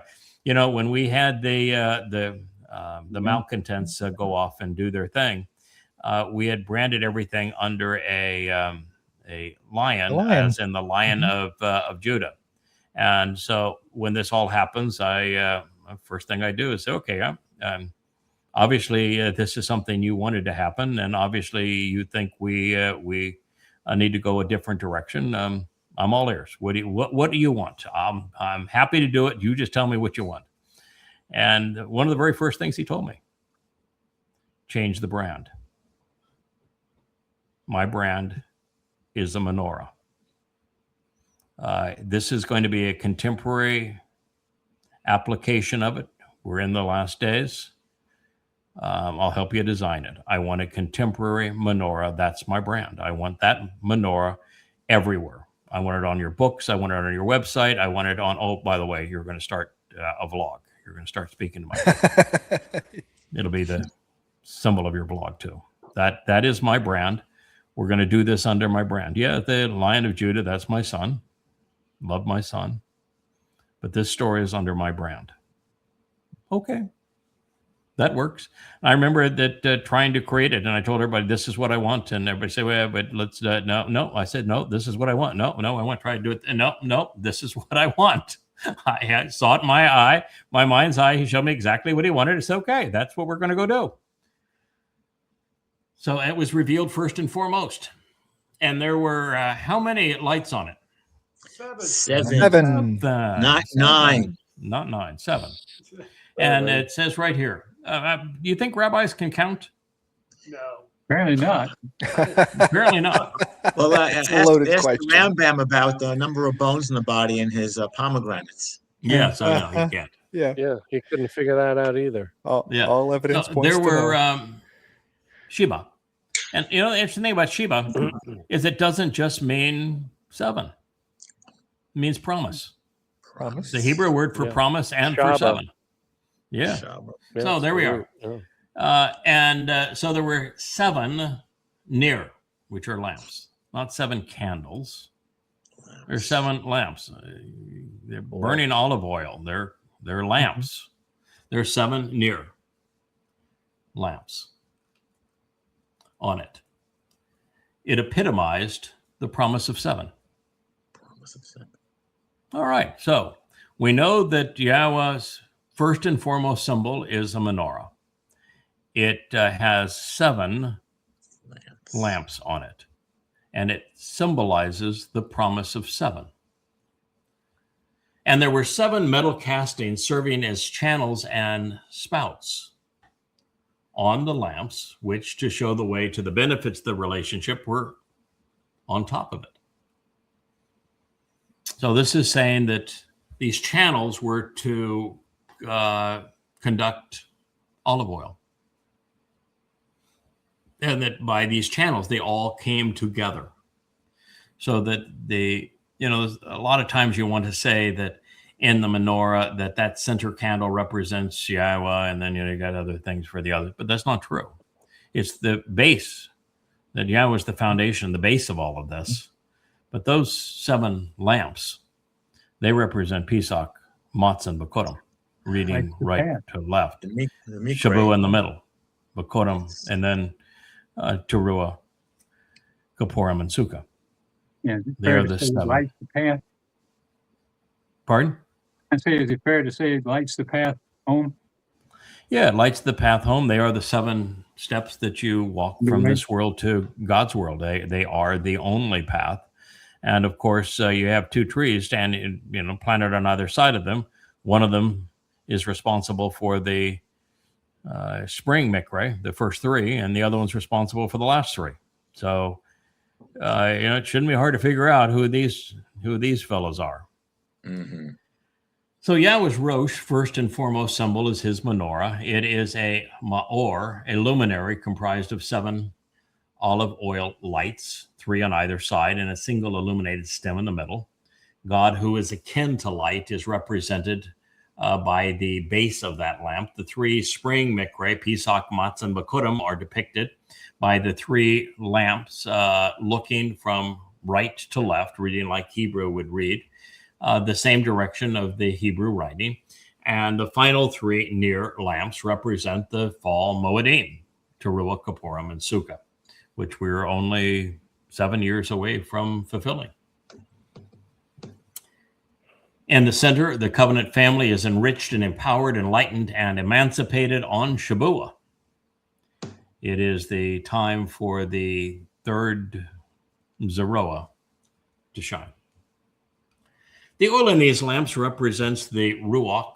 The oil is from the olive tree, which is deeply rooted in the land, long-lived. The oil is nutritious, serves as a healing ointment, and is used for anointing and provides brilliant illumination. Wonderful metaphor. Key to understanding the first installment of this prophetic portrait is the recognition that Galah means to be revealed, exposed, and uncovered, as well as made known. It's not a bowl. There wasn't a bowl sitting on top of this. You're supposed to figure out the symbol of the bowl. No, Galah means I'm revealing this to you. I'm exposing it. I'm uncovering it. I'm making this known. So scrub your minds of what the bowl that religious institutions would have you believe is somehow incorporated into this design. Correctly translated, we are not struggling to figure out what a bowl is doing hovering above the menorah. And with Galah rendered correctly, we can focus on Yahweh's luminaries, recognizing that the menorah and the me'oroth are the first and foremost symbols of God, above everything else. This is God's logo. To make sense of this, let's turn back to the 4th day of the creation account. Yahweh revealed how the lesser luminary would come to reflect the greater luminary's brilliance because they would work together, he said, as signs of the Mow'edym, restoring witnesses to the eternal appointments. And so this is the beginning of their collaboration and of their story. God said, with the narrative playing out over time, Amar, there will be Me'oroth, luminaries to ponder the implications of light in the expanse of the heavens, to understand the separation between the time of light as it is distinct from the darkness of night, the time of deprivation of illumination and ensuing ignorance that we're still in today. They will exist as wonderful symbols, brilliant examples, and obvious signs, as illustrious exemplars of the consent to offering miraculous proof, oath.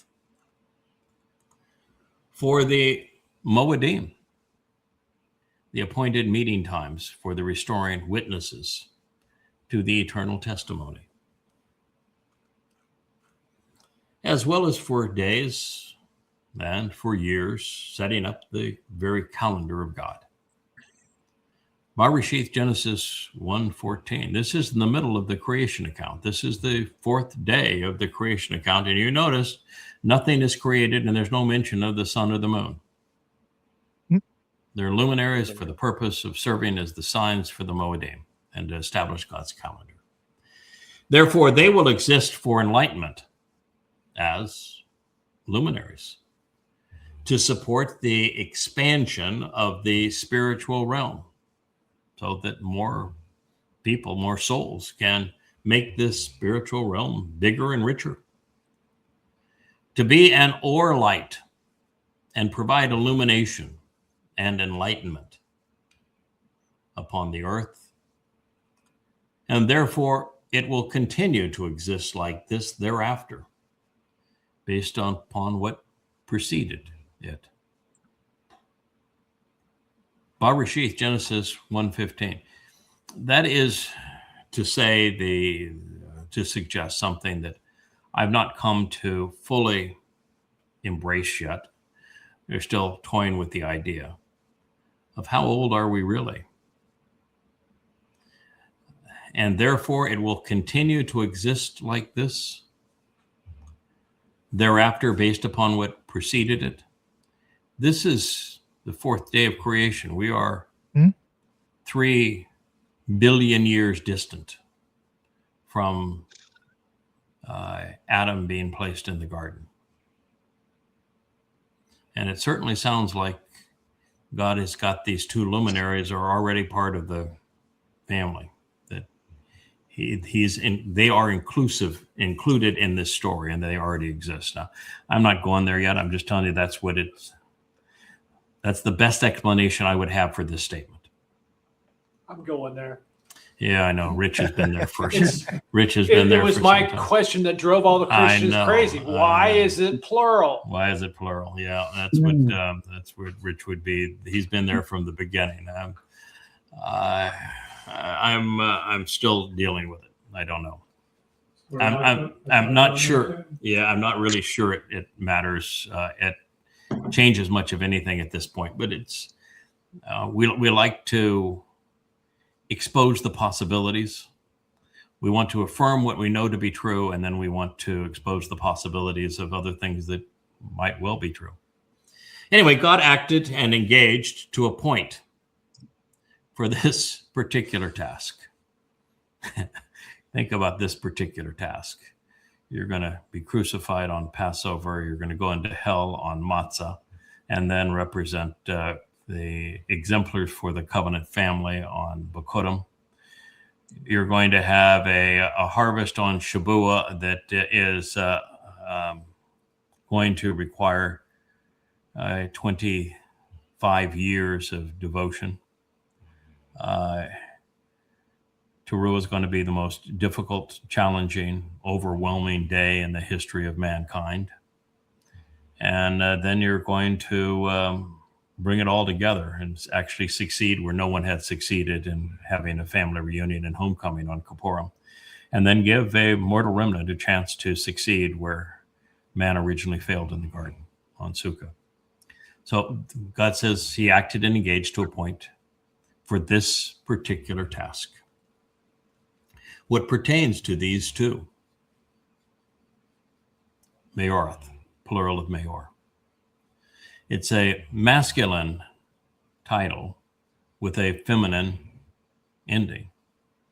And the reason it's written uniquely that way is that when God combines masculine and feminine, he is speaking of something that's more complete, a more integrated nature of the being, so that you're representing the emotion and the productivity of women, and the rationality and the determination, and even some of the muscle of men.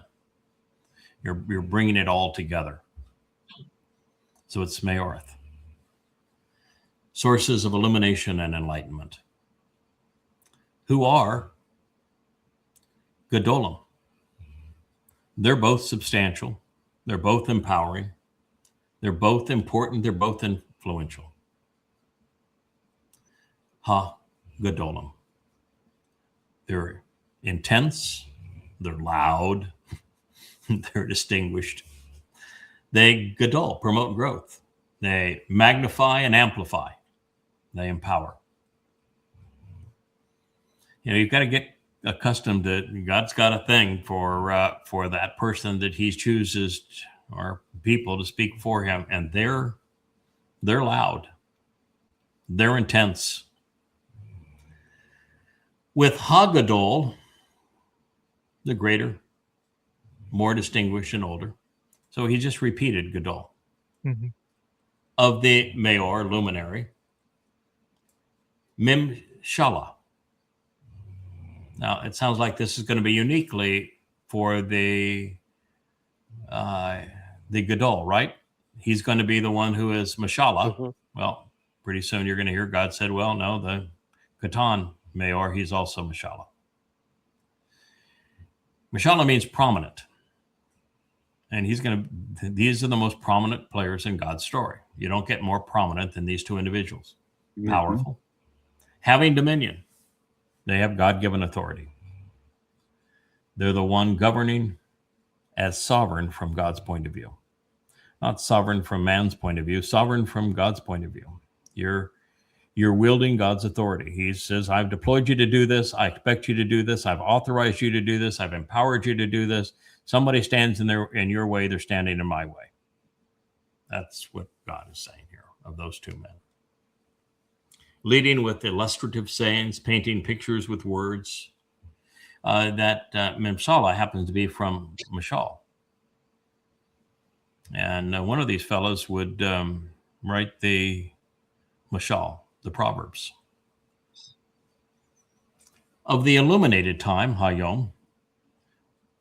And so the ultimate play for the Gadowl Mayor is he's for the time of great illumination. He's the one who comes back where his seat of honor, his throne, is brilliant as the sun.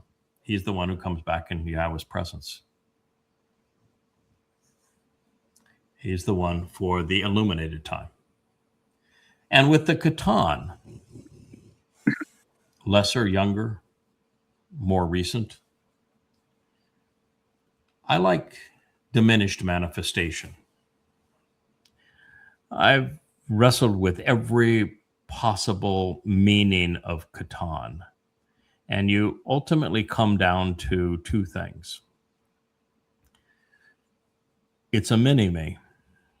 It's a diminished projection of Yahweh's personality. What it is. Mayor, so the Qatan Mayor, he's also a Memshala. He's prominent, powerful, having dominion and authority, the one authorized to lead through illustrative insights, and he'll have a predilection for Mashal, the Proverbs, for the time of darkness, which is what we're still in. When the light is not known, every time that he was deployed was a time of darkness. Along with the heavenly powers. Yeah, because he is the one that ultimately is going to be given the command of the heavenly host. The Almighty, he offered them as a gift. By the way, it does not say that the Gadowl Mayor is given charge of the heavenly powers. No. It's the Qatan Mayor, because there's a specific thing he has to do with them. The Almighty, he offered them as a gift, placing them in this position for this ongoing purpose. Nathan, they're a gift. They're offered by God. He bestowed them. He appointed them. He assigned them for this opportunity and task.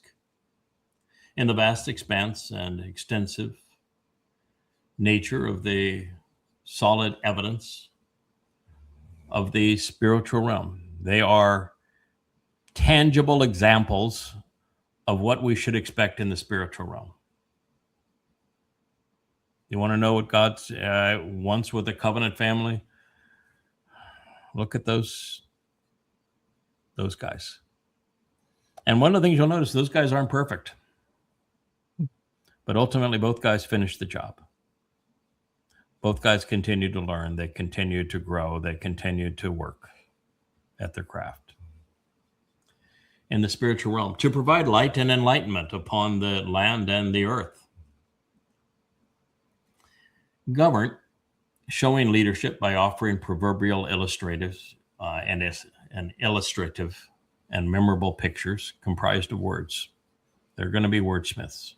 Dowd was a marvelous lyricist. During the light of day and through the darkness of night, they're going to be outspoken, both writers and speakers and singers, during the day and during the night, time of light, time of darkness, providing a contrast to set apart as separate and distinct, and to expel and exclude. They're not just there to encourage people to participate. They're there as a barrier. They're there to set a contrast between the ways of religion and the ways of relationship. Their job is to set apart, both to expel and to include,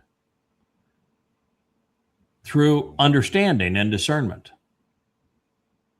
by making intelligent connections leading to comprehending, bien.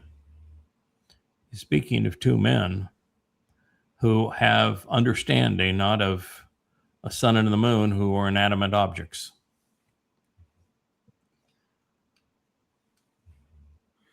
Leading to comprehending the light, in addition to wisely discerning insights during the obscuring darkness. That's you. Boy, we're certainly working at that, aren't we? Yeah. God, he saw that indeed it was good. This was beneficial. It was productive. That's the tie-in between the Manowrah and the Mow'edym.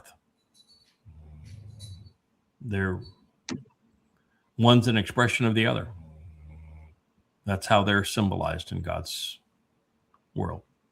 You know, we lost Will. He's tried to come back a couple of times, and we're trying to retrieve him. In his concluding narrative regarding the two Maor sources of enlightenment, God discloses the intent of Mashsalma by using its root, which is mashal. It has two meanings. One is to govern and to lead, and the other is to convey pictures with words. It is to wield words wisely. And when it comes to leading his people, it will be through the testimony of these men. They will guide as Yahowah has done, using illustrative depictions of what we need to know to get the most out of life. Now, it should be obvious to anyone who is informed and rational that Dowd is the greater luminary, because Yahowah overtly and consistently associates his son with the sun. And he does so in a plethora of prophecies. It's all over. I mean, there are probably 30 of them. Yeah, Elyon is one of those. When he comes back, it is described as bright as the, bright as the brighter. sun.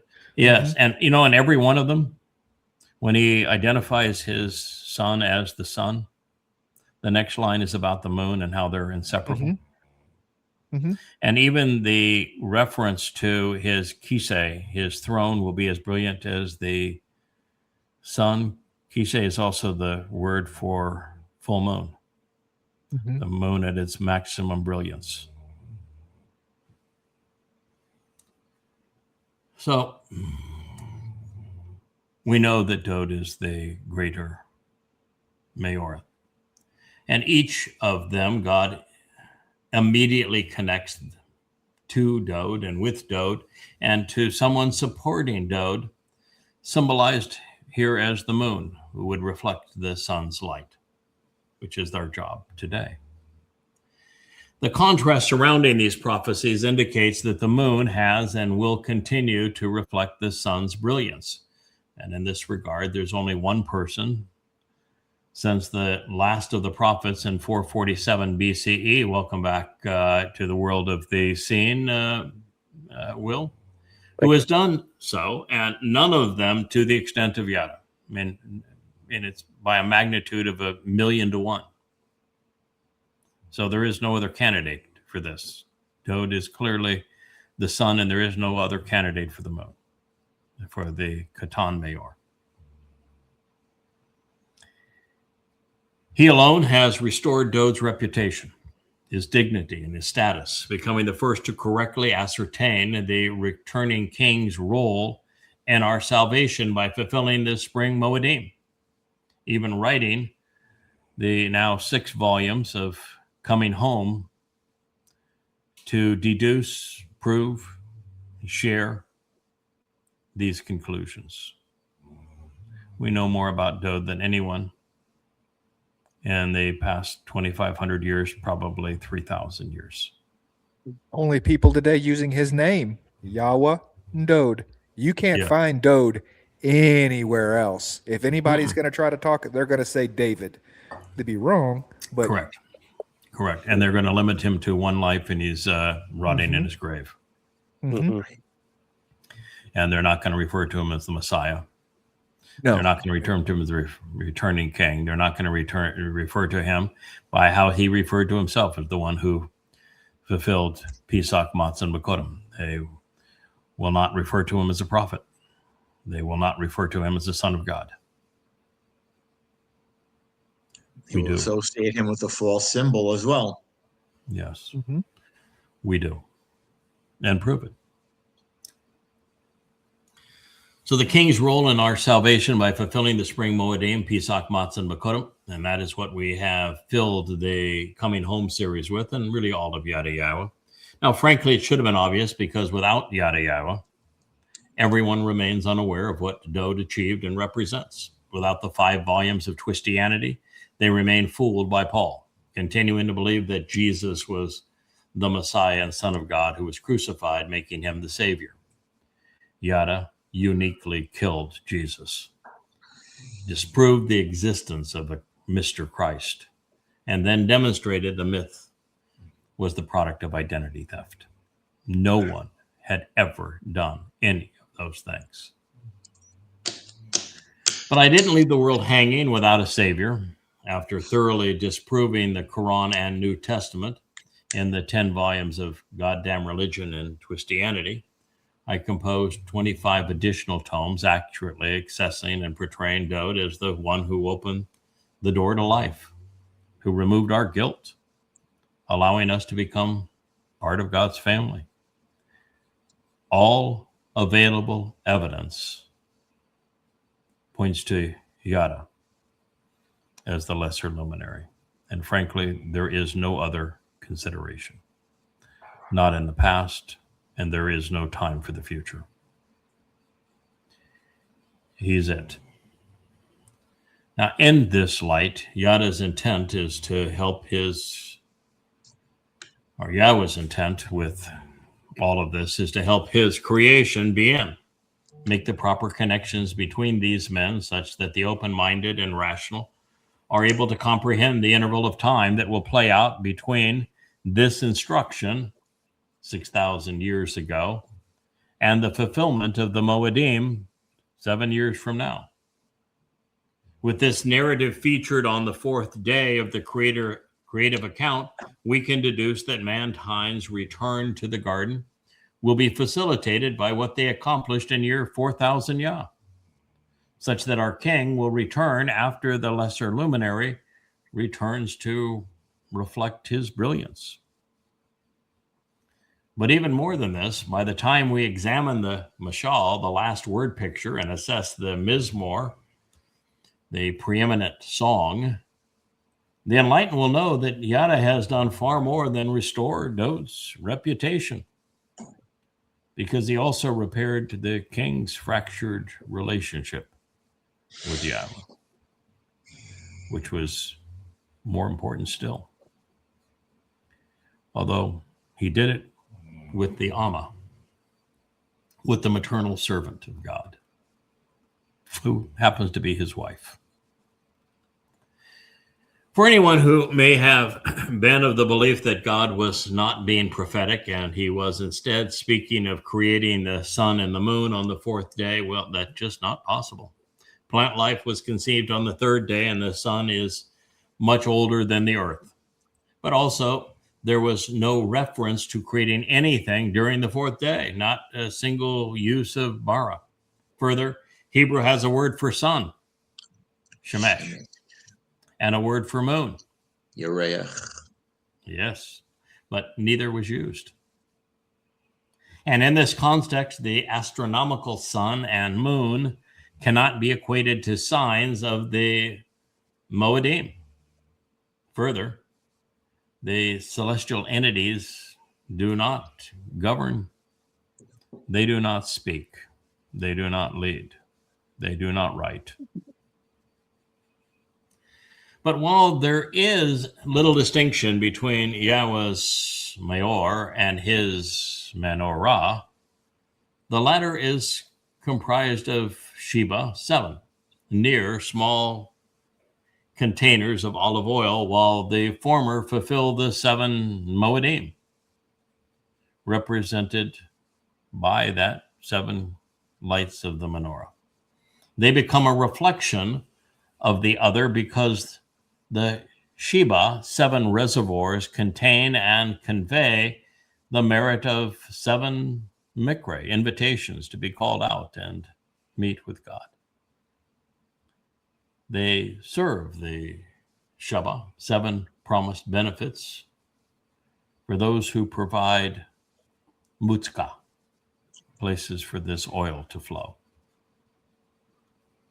Now, beyond the 7 Moed Mikre, Yahweh spoke of his Choter, stem, growing out of the rootstock of Yishe, which means I am, to stand out and be noticed once infused with his 7 spirits. This caused him to be especially illuminating among men, possessing a profound and complete understanding of God's story from beginning to end. It would also serve to keep him anchored and productive. So all of this is delineated in Yeshaya 11:1, which we'll come back to, but I'll share the opening stanza with you because I think it's appropriate in this context.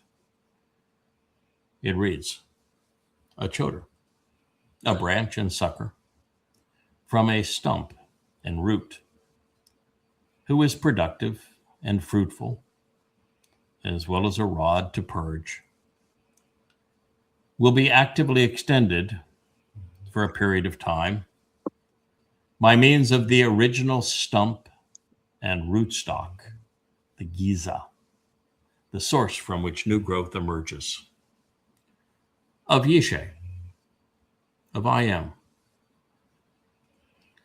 as a netzer, an observant branch, by means of his roots and that which keeps him anchored, steadfast and nourished, as the parah, the productive bowl, bearing an abundance of fruit while encouraging productivity in others.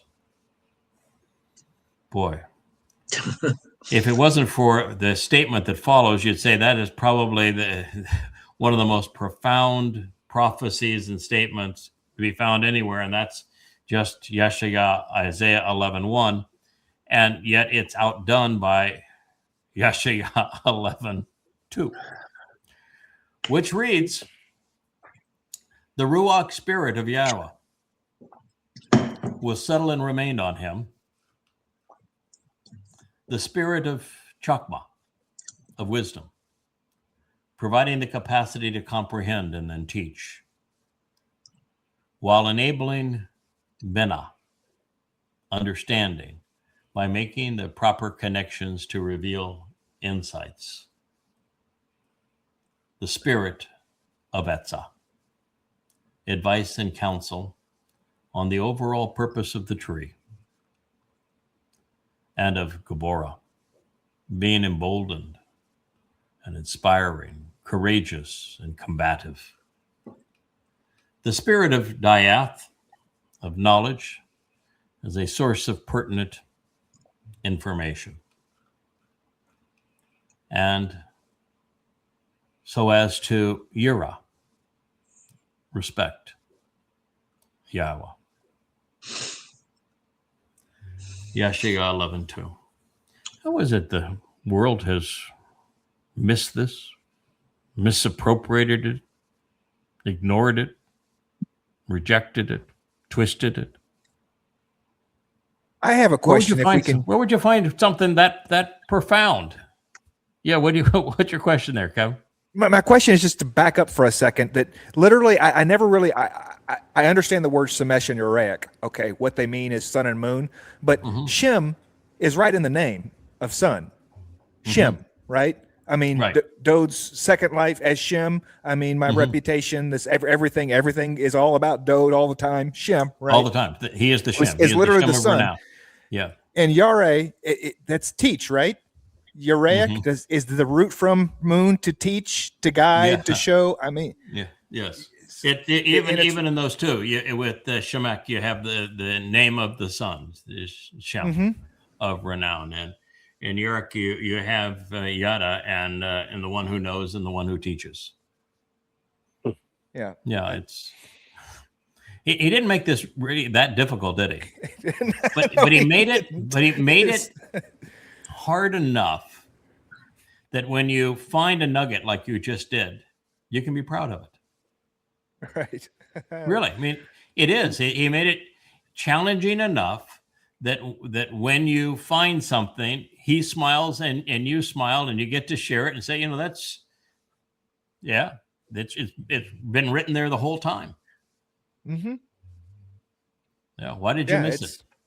Yeah. Right. And here I just figured it out. I'm going to share it with you.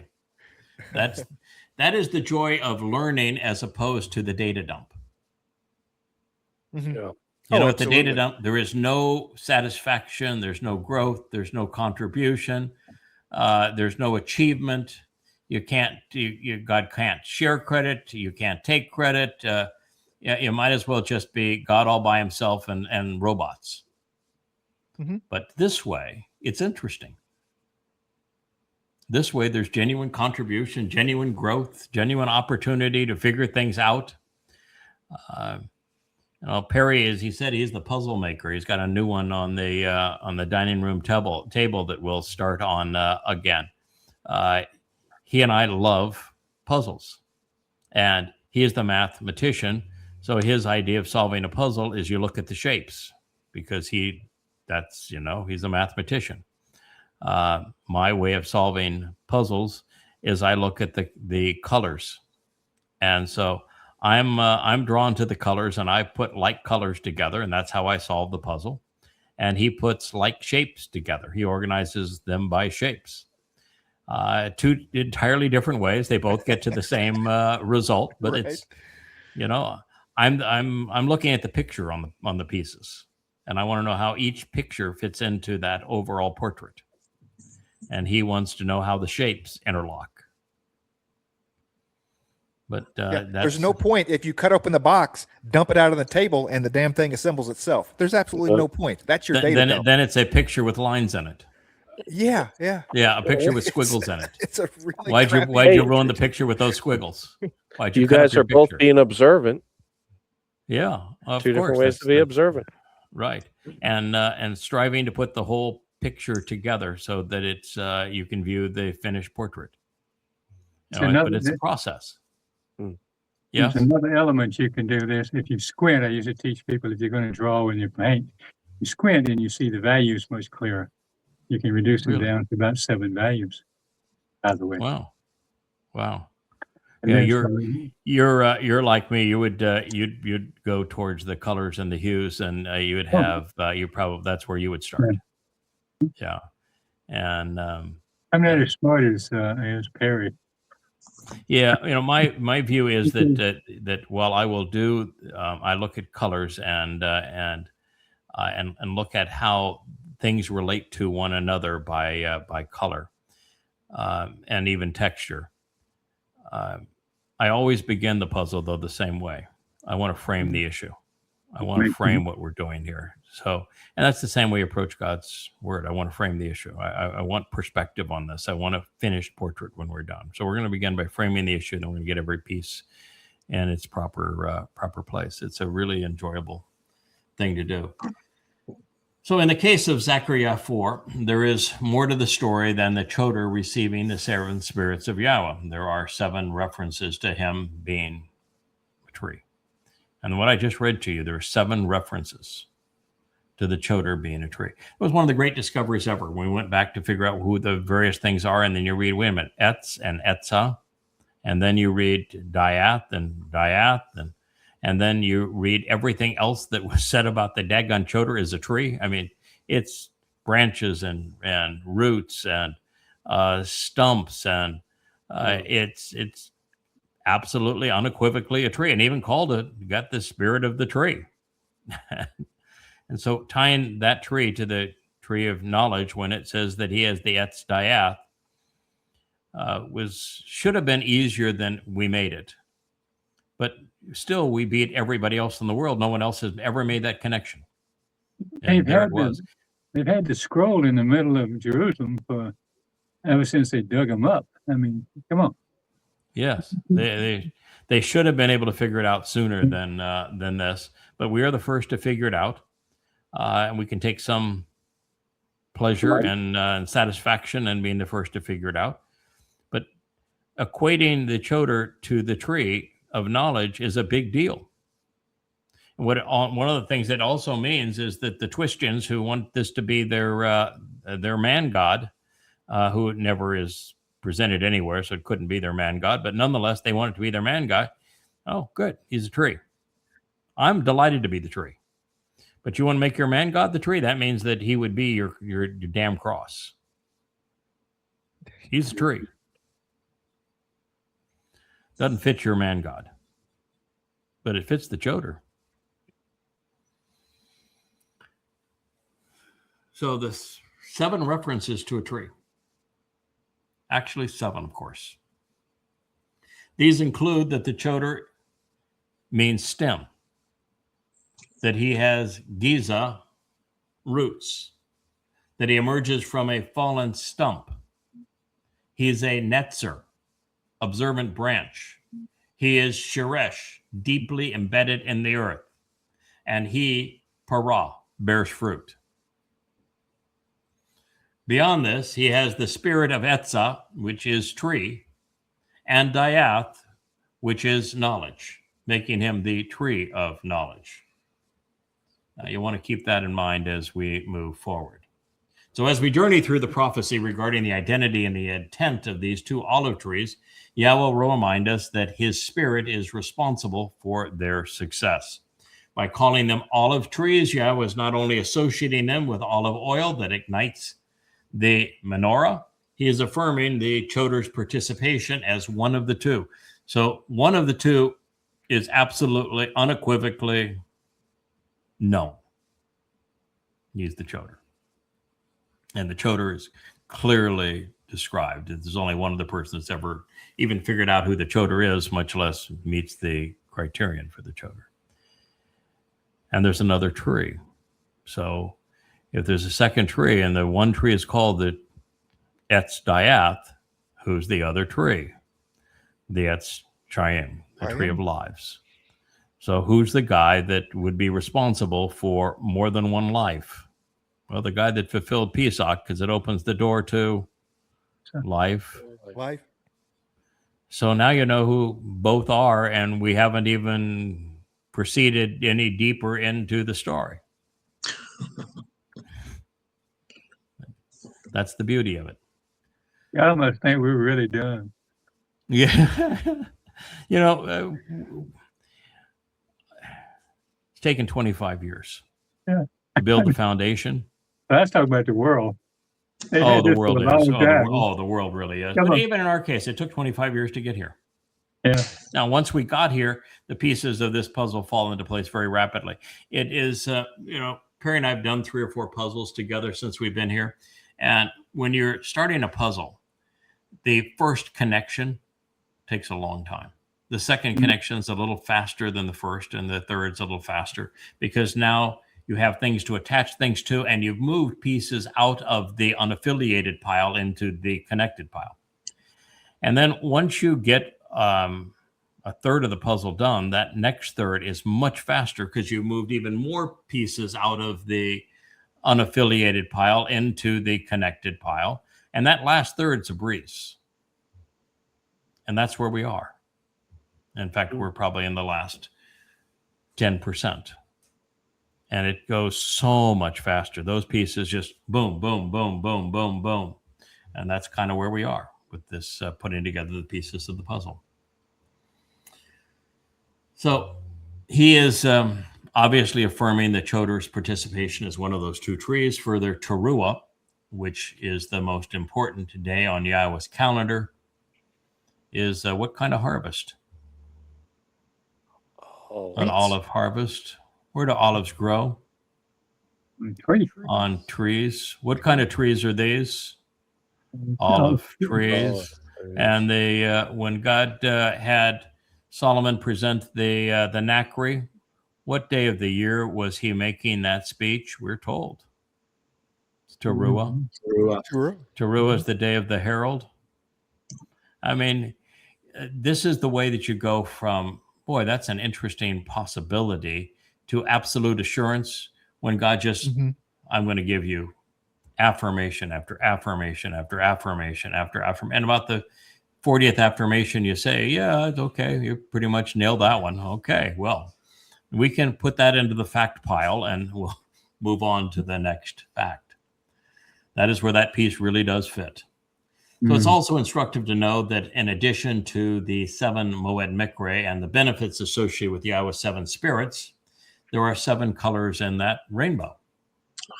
And that is relevant because the rainbow is the symbol of the covenant.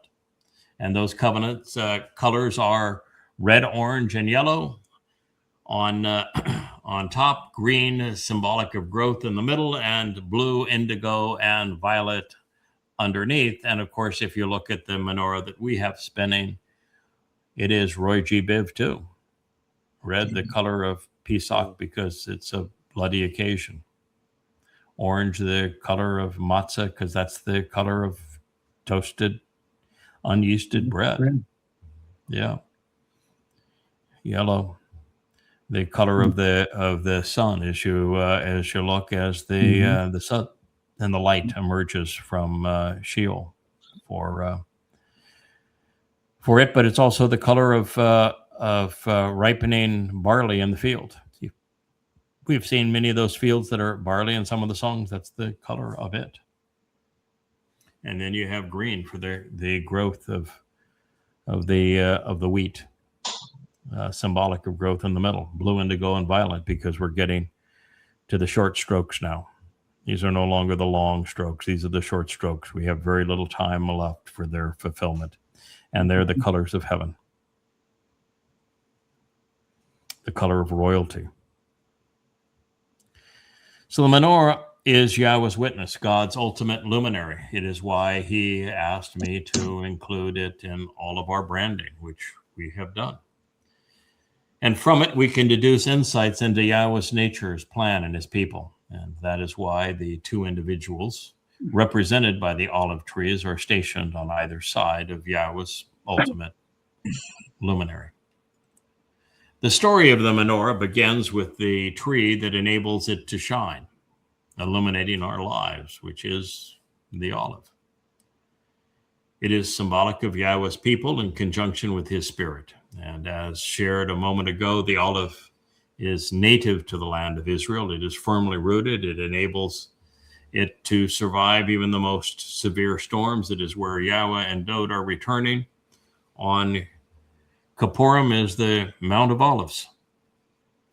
It is especially long-lived, as are the luminaries. The fruit must be crushed, as they are, before they're productive. Also relevant, pertaining to the Manowrah, olive oil remains a source of brilliant light, of healing ointment, and of nourishment, and has served in that role throughout time. It is the perfect way to convey truths relevant to our relationship with God. He's really good at the metaphors. The There are 2 olive trees because there are 2 luminaries. There's 2 trees in the garden, Gadowl and Qatan. There are these 2 trees in Eden are Chaim and Diath. Hebrew reads right to left. So the olive on the right of the menorah is Dowd, since he fulfilled the first 3 Mowedym. The other one is the Qatan, or the younger one, because he fulfills the more recent Mowedym. And therefore, Yahweh is responsible for fulfilling Shabbat and Teruah to enable Kippurim and Sukkah. This placement is relevant to their lives as God's co-workers and the Mowedym that they fulfill. The text reads, there were 2 olive trees. Of course there were 2. By it. One on the right, of course. We'd start with the one on the right, wouldn't we? Of the revelation, the Gadowl, Galah, I should say, of what is being exposed and known. And the other one, the other fella. Yeah, he's on the left. Zakar'yah, remember Yahowah, Zakar'yah 4:3. So there is another popularly held but less likely possibility regarding these trees, that is to see them representing the 2 witnesses. And I've come to the conclusion that is not true. Eliah is not a tree. There's no connection whatsoever between Eliah and a tree. He's just not a tree. He doesn't fit. These are the 2 trees. Eliah is going to be one of the 2 witnesses. He is a prophet. And God makes it clear he's returning. But he's returning with one of the 2 trees. So, should you want to run with that theory, though, then the name of the witness on the left is identified in the final and last of the prophets, Malachi, that he doesn't refer to him as a tree, he refers to him as a prophet, where we discover that Eliah in Malachi chapter 4, the last chapter, 4-6. And it's interesting there where it says that if God didn't send the prophet, if he didn't help coordinate this, because there's going to be the sacrifice of the Adam of Pra, the only one that's actually practiced that with God igniting the resulting sacrifice. The only one's ever done that is Eliah. Mm-hmm. Mm-hmm. So he's practiced at expunging religion and politics from Israel over the exact same sacrifice. And he's got a gift of gab. So he's the perfect one to bring in to do this. And it says, remember, the Torah teaching. Now, it's the Torah where we find the 2 luminaries, isn't it? It's the Torah where we find the 2 trees. Torah teaching and guidance of my associate, Moshe. It's also Moshe in the 18th chapter that told us of Dowd's arrival and his importance. And it is Moshe again who has the prophecy of the Nakar coming in the last day, when the world has devolved back to the conditions of Sodom, and there's a mighty Holocaust that follows. So remember the guidance of my associate Moshe, who, to show the way to the benefits of the relationship, I provided as a set of instructions through him in Choreb for all Yisrael, for everyone who engages and endures with God, including the prescriptions for living that cut you into this relationship, and the means to exercise good judgment regarding the way to resolve disputes. The Mishpat are fulfilled through Pesach, Matzah, Bakodim, Shabbat, Teruah, Kippurim, and Sukkah. Behold, I myself will send to you, which means he's coming from Shamayim, Eliah. Name means Yahweh's God. Boy, if you're promoting Eliah, you're in real trouble if you're religious, because there's no Yah in the Talmud. There's no Yah in the New Testament. And Eliah is best known for ridding Israel of religion and politics. So he's not going to take kindly to twist-ins or the hereti. Eliah, the prophet, not the witness, not the tree. Eliah, the prophet. Before the coming arrival of the exceedingly important and awesomely inspiring day of Yahowah. He has to bring him in before the awesomely inspiring day of Yahowah. Inspiring day of Yahowah. He didn't say that the day that Yahowah is returning with Dowd, did he? That'd be Kippurim. No, the awesome day of Yahowah is Teruah, when everything happens, including the sacrifice of the Adamah Parah, where he will serve as the master of ceremonies. Then he will restore the thinking and inclinations of the fathers for the children, and the thinking and inclinations of the children to their fathers, or otherwise I will arrive and inflict and destroy the earth.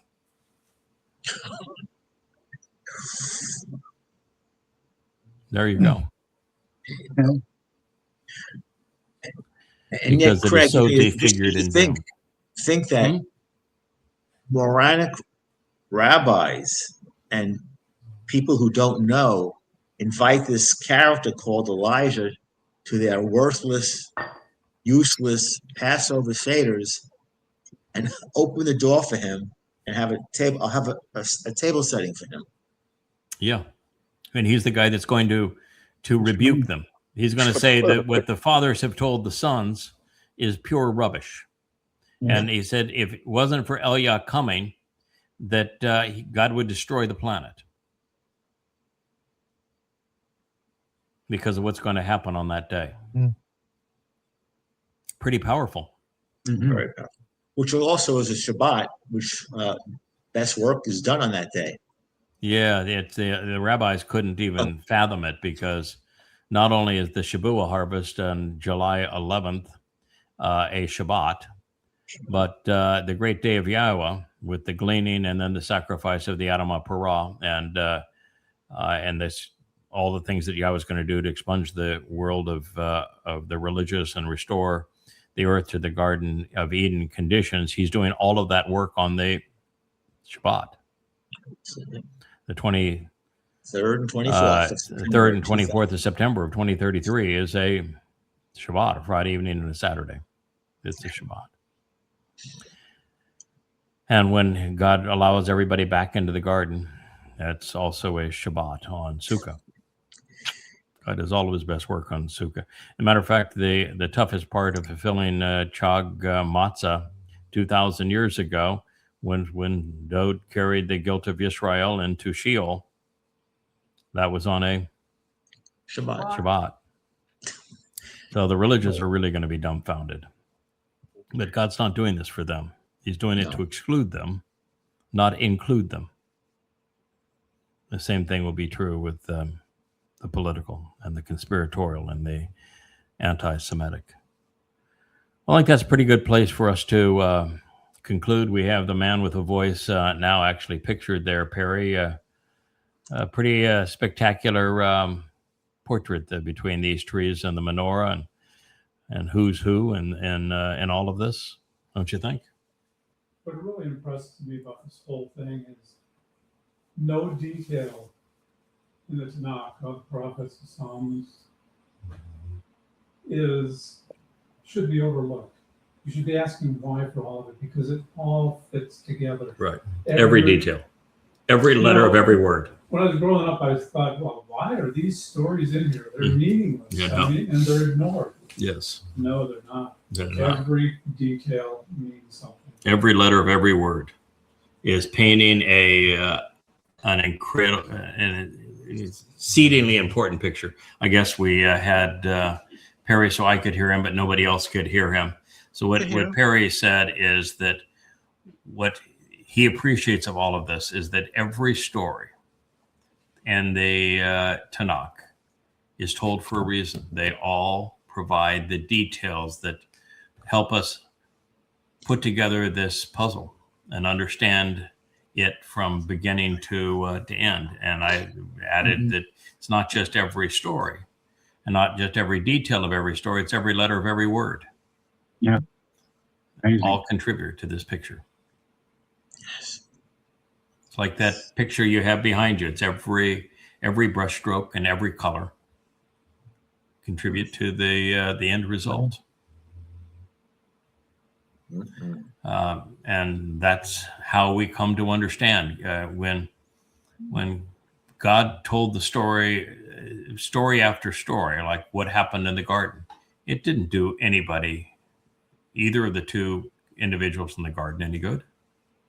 Didn't do the Nephilim outside the garden any good. Didn't do the children of Israel any good. It wasn't until today that we came to understand this story of the garden and what it really means, and what God caused the fall of man, what Dowd failed to achieve, and what God wanted to achieve with him, and who he was, and how that was going to be rectified over time. It wasn't understood until now, but yet every detail of that story, including the rib, because what the rib says is that he was lethargic. Yeah. And because of lethargy is why God nixed it. It was like watching a fish swim around in a bowl. Got boring. And God couldn't resolve that problem. So he came up with a plan to do it. And that's the plan we're studying. And every detail of that garden tells us that story. And every detail out of the garden with Chinook and the two Chinooks, and what happened with them, and how that led to the story of the Nephilim and God's grief over having created man, and the entry into the story of Noah and his wife and his 3 sons, and his eldest son is named Shem, the name of names. And we follow them all the way to they're telling Abraham that he and Sarah are going to have a son, Ishak.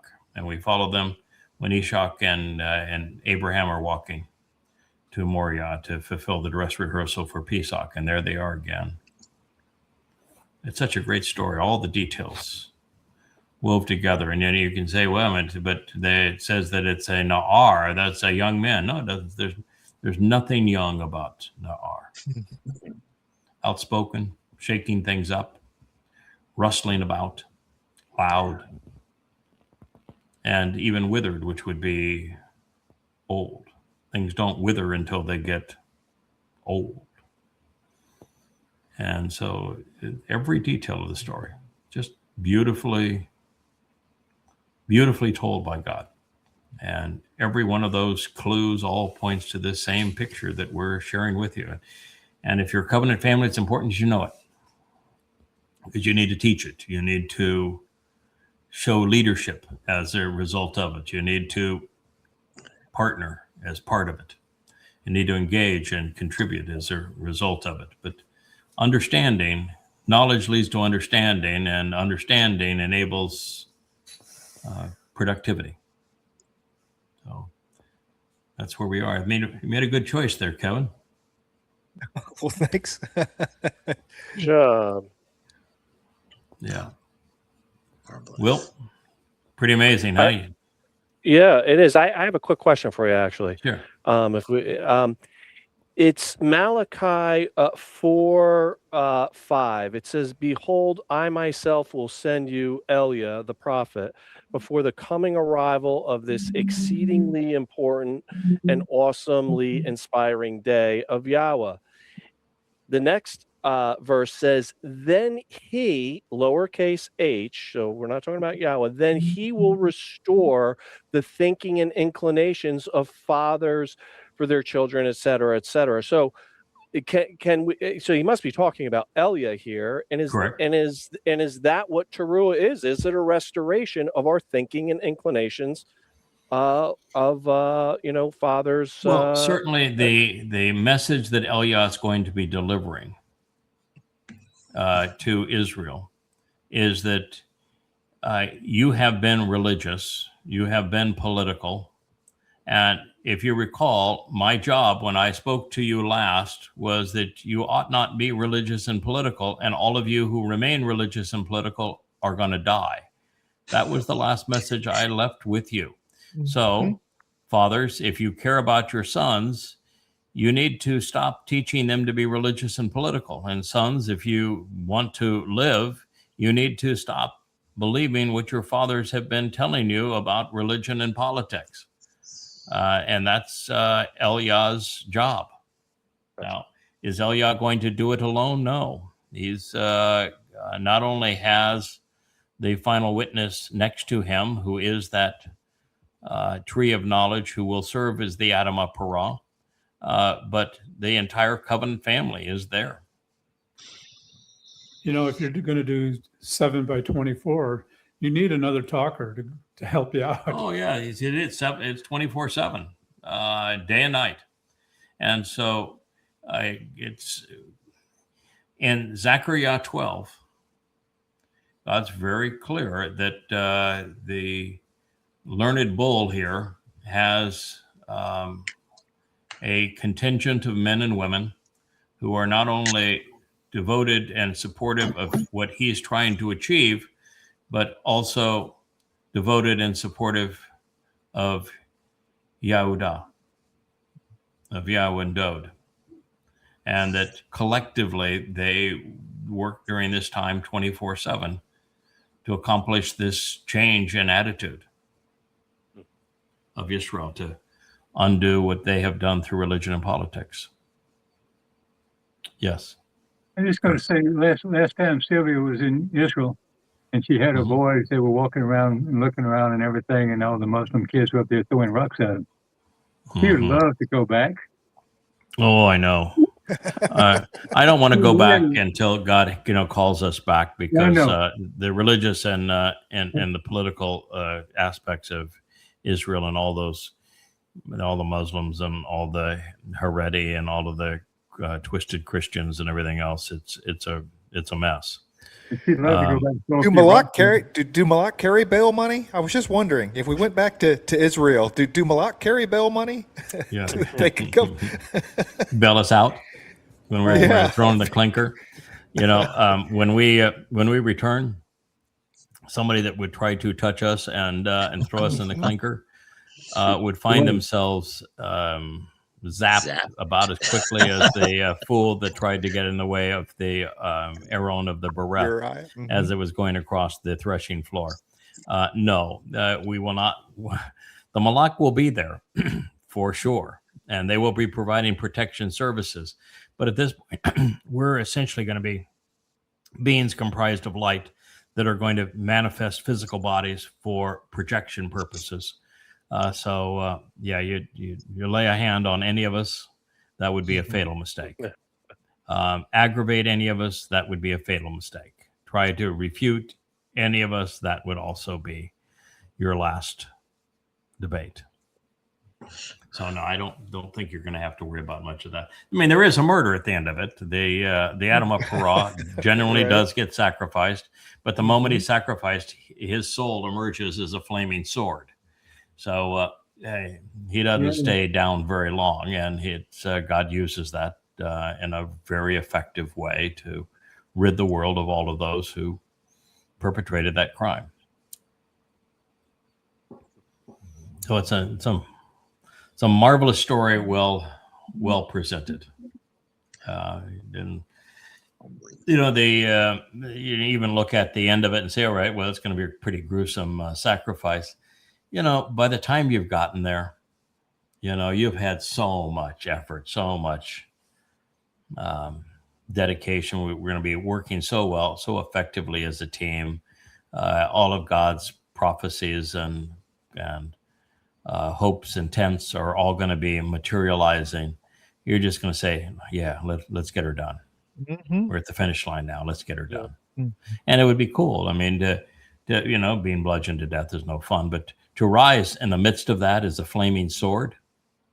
I mean, that's cool. That'd be pretty cool. That's pretty impressive, really. And then to be at the command of the heavenly host and say, all right, let's go. Let's go. We'll go get her done, man. It's going to be an extraordinary time. I think that being on the Temple Mount with the tent of the restoring witness and the breeze there, and the Aaron Bereth, the Ark of the Covenant inside, and the great altar that Solomon built is going to be recreated there. And in front of that was something that's called a sea 3 or 4 times. It's a sea of water and a basin, and that'll be there. And we'll have the 10 tablets of stone, the original autograph of the Torah. Letters. And I would think we could actually get Moshe to come and read some of it to us. I think that would be really fun, wouldn't it? yeah. Yeah, that would be phenomenal. I mean, what That's else is he really doing fun. at the time? I mean, Yeah. I think he would. I think he'd enjoy We it. got to have Yeah. guest Yeah. spots. No one said you Absolutely. had to I come hope we have back. guests. We Get have to guest reading speakers. a little. I guess Yeah. today We'd like a reading now from Moshe. Would you please all just sit down and be quiet? He's going to read to us from the. Yeah. This time, shut up, sit down, and listen. So yeah, shut up, sit down, and listen. You might enjoy it if he doesn't have to deal with the Israelites. Yeah, he'll have a He's buffer. going to love it. Oh yeah, he's going to love it. It's a buffer. They may try to get to be nasty, but we'll zap the ones that try to speak over him. He won't have to. And no face plants this time. Won't have to run to Yahowah. We'll have him covered. And then we have the jumbotron, the huge moving message board that will be above our heads, and all of it's going to display. Oh yeah, it's going to be grand, and it'll be fun to see people try to take shots at us, and come on, you got to do better than that. That was really pathetic. We'll try. Who wants to play next? Step right up, take your best shot. Yeah, Allahu Akbar my ass. Yeah, we're not going to do no hashiming around here. Yeah, no hashiming. Don't bang your head against the wall. It's unsightly. It'll be marvelous. What a great opportunity. It's a great story, well told, and it's coming to fruition. And unfortunately, Israel's going to go through a really rough patch before they this time. But fortunately, if it wasn't for that rough patch, they wouldn't turn back to Yahowah. Yeah. Well, I would say in honor of the Choter, Craig, on behalf of Yah and Yehudah, fire and steam, understand what I mean. Listen to me if you want to be part of the glean. Very good. We like it. You're going to be the poet laureate for you and Leah. All right, folks. A wonderful way to spend a Shabbat. Thank you for recommending this, Kevin. It turned out very well. Kevin. Thank you for hosting our show here, Rich, and for being part of it, Perry and Dr. Jeff. Love you. And Captain Kirk, I'm so excited for you to have that new house. What an inspirational that place that's going to be, and having all that acreage around you and all those trees and that beautiful scenery and that lovely, lovely backyard and all the beautiful architecture that's so inspiring in that home. That is such an upgrade from where you are in the ice box of Carmel with all the invasive neighbors. Pardon? 2 miles from what? For 2 miles. Yeah. Isn't it's just glorious. And I love those aerial shots we saw of it and how it sits into the woods and sits apart from everything else. You actually have some breathing room. And when the sun shines and sparkles off those pine needles and you smell that and the sound of the breeze going through the pines, it's one of the great experiences. You're going to have that every day. Every day. Yeah. Great. It's really going to be it's going to be lovely. I'm happy for you. Thank you so much. Yeah, and continue the great work, Will. Your show is marvelous. You really have a knack for it. You have a really, really good delivery. I'm certain that you're going to be called to do many things going forward. It's a marvelous, marvelous presentation that you're making. I think you chose very wisely to start with the 119th Mizmor with its focus on each of the letters and what the letters mean and how to derive it. I'd love to retranslate that and contemplate all of the insights now that we know we have all the clues down and so much of the puzzle put together. It would be, I think, a marvelous experience to do it. You do another translation, I'll do another series. There'd be all new insights and. Oh yeah, it would be a whole new psalm practically. That's what happens with these new translations. Yeah, I think we're going to have 1,000 years to continue to do that. We'll continue to be teachers throughout that period. I don't know how things will play out after that 1,000 years, and I can't imagine there still wouldn't be teaching, still wouldn't be learning. Obviously, it'll be lots of exploring, but it'll be interesting to see how we make that transition. We know what our job is for the next 1,000 years, and it's going to be enjoyable. For sure. So thank you all. We look forward to being with you again soon. I'm sure we'll have you on the vlog, everybody participating. So we'll have a wonderful week next week. May God bless you all. Good night. Thank you. Good evening. Shabbat, Shabbat, come home and rest. Shabbat, Shabbat, Yahowah's best. Lay down the weak, let your soul be free. Shabbat, Shabbat, come back to me. 6 days we work, then we bask. We leave the noise to hear Yah's voice. We listen, we learn, we struggle to know. We walk with Yah through the Mikri. Shabbat, Shabbat, come home and rest. Shabbat, Shabbat, Yahowah's best. Lay down the weak, let your soul be free. Shabbat, Shabbat, come back to me.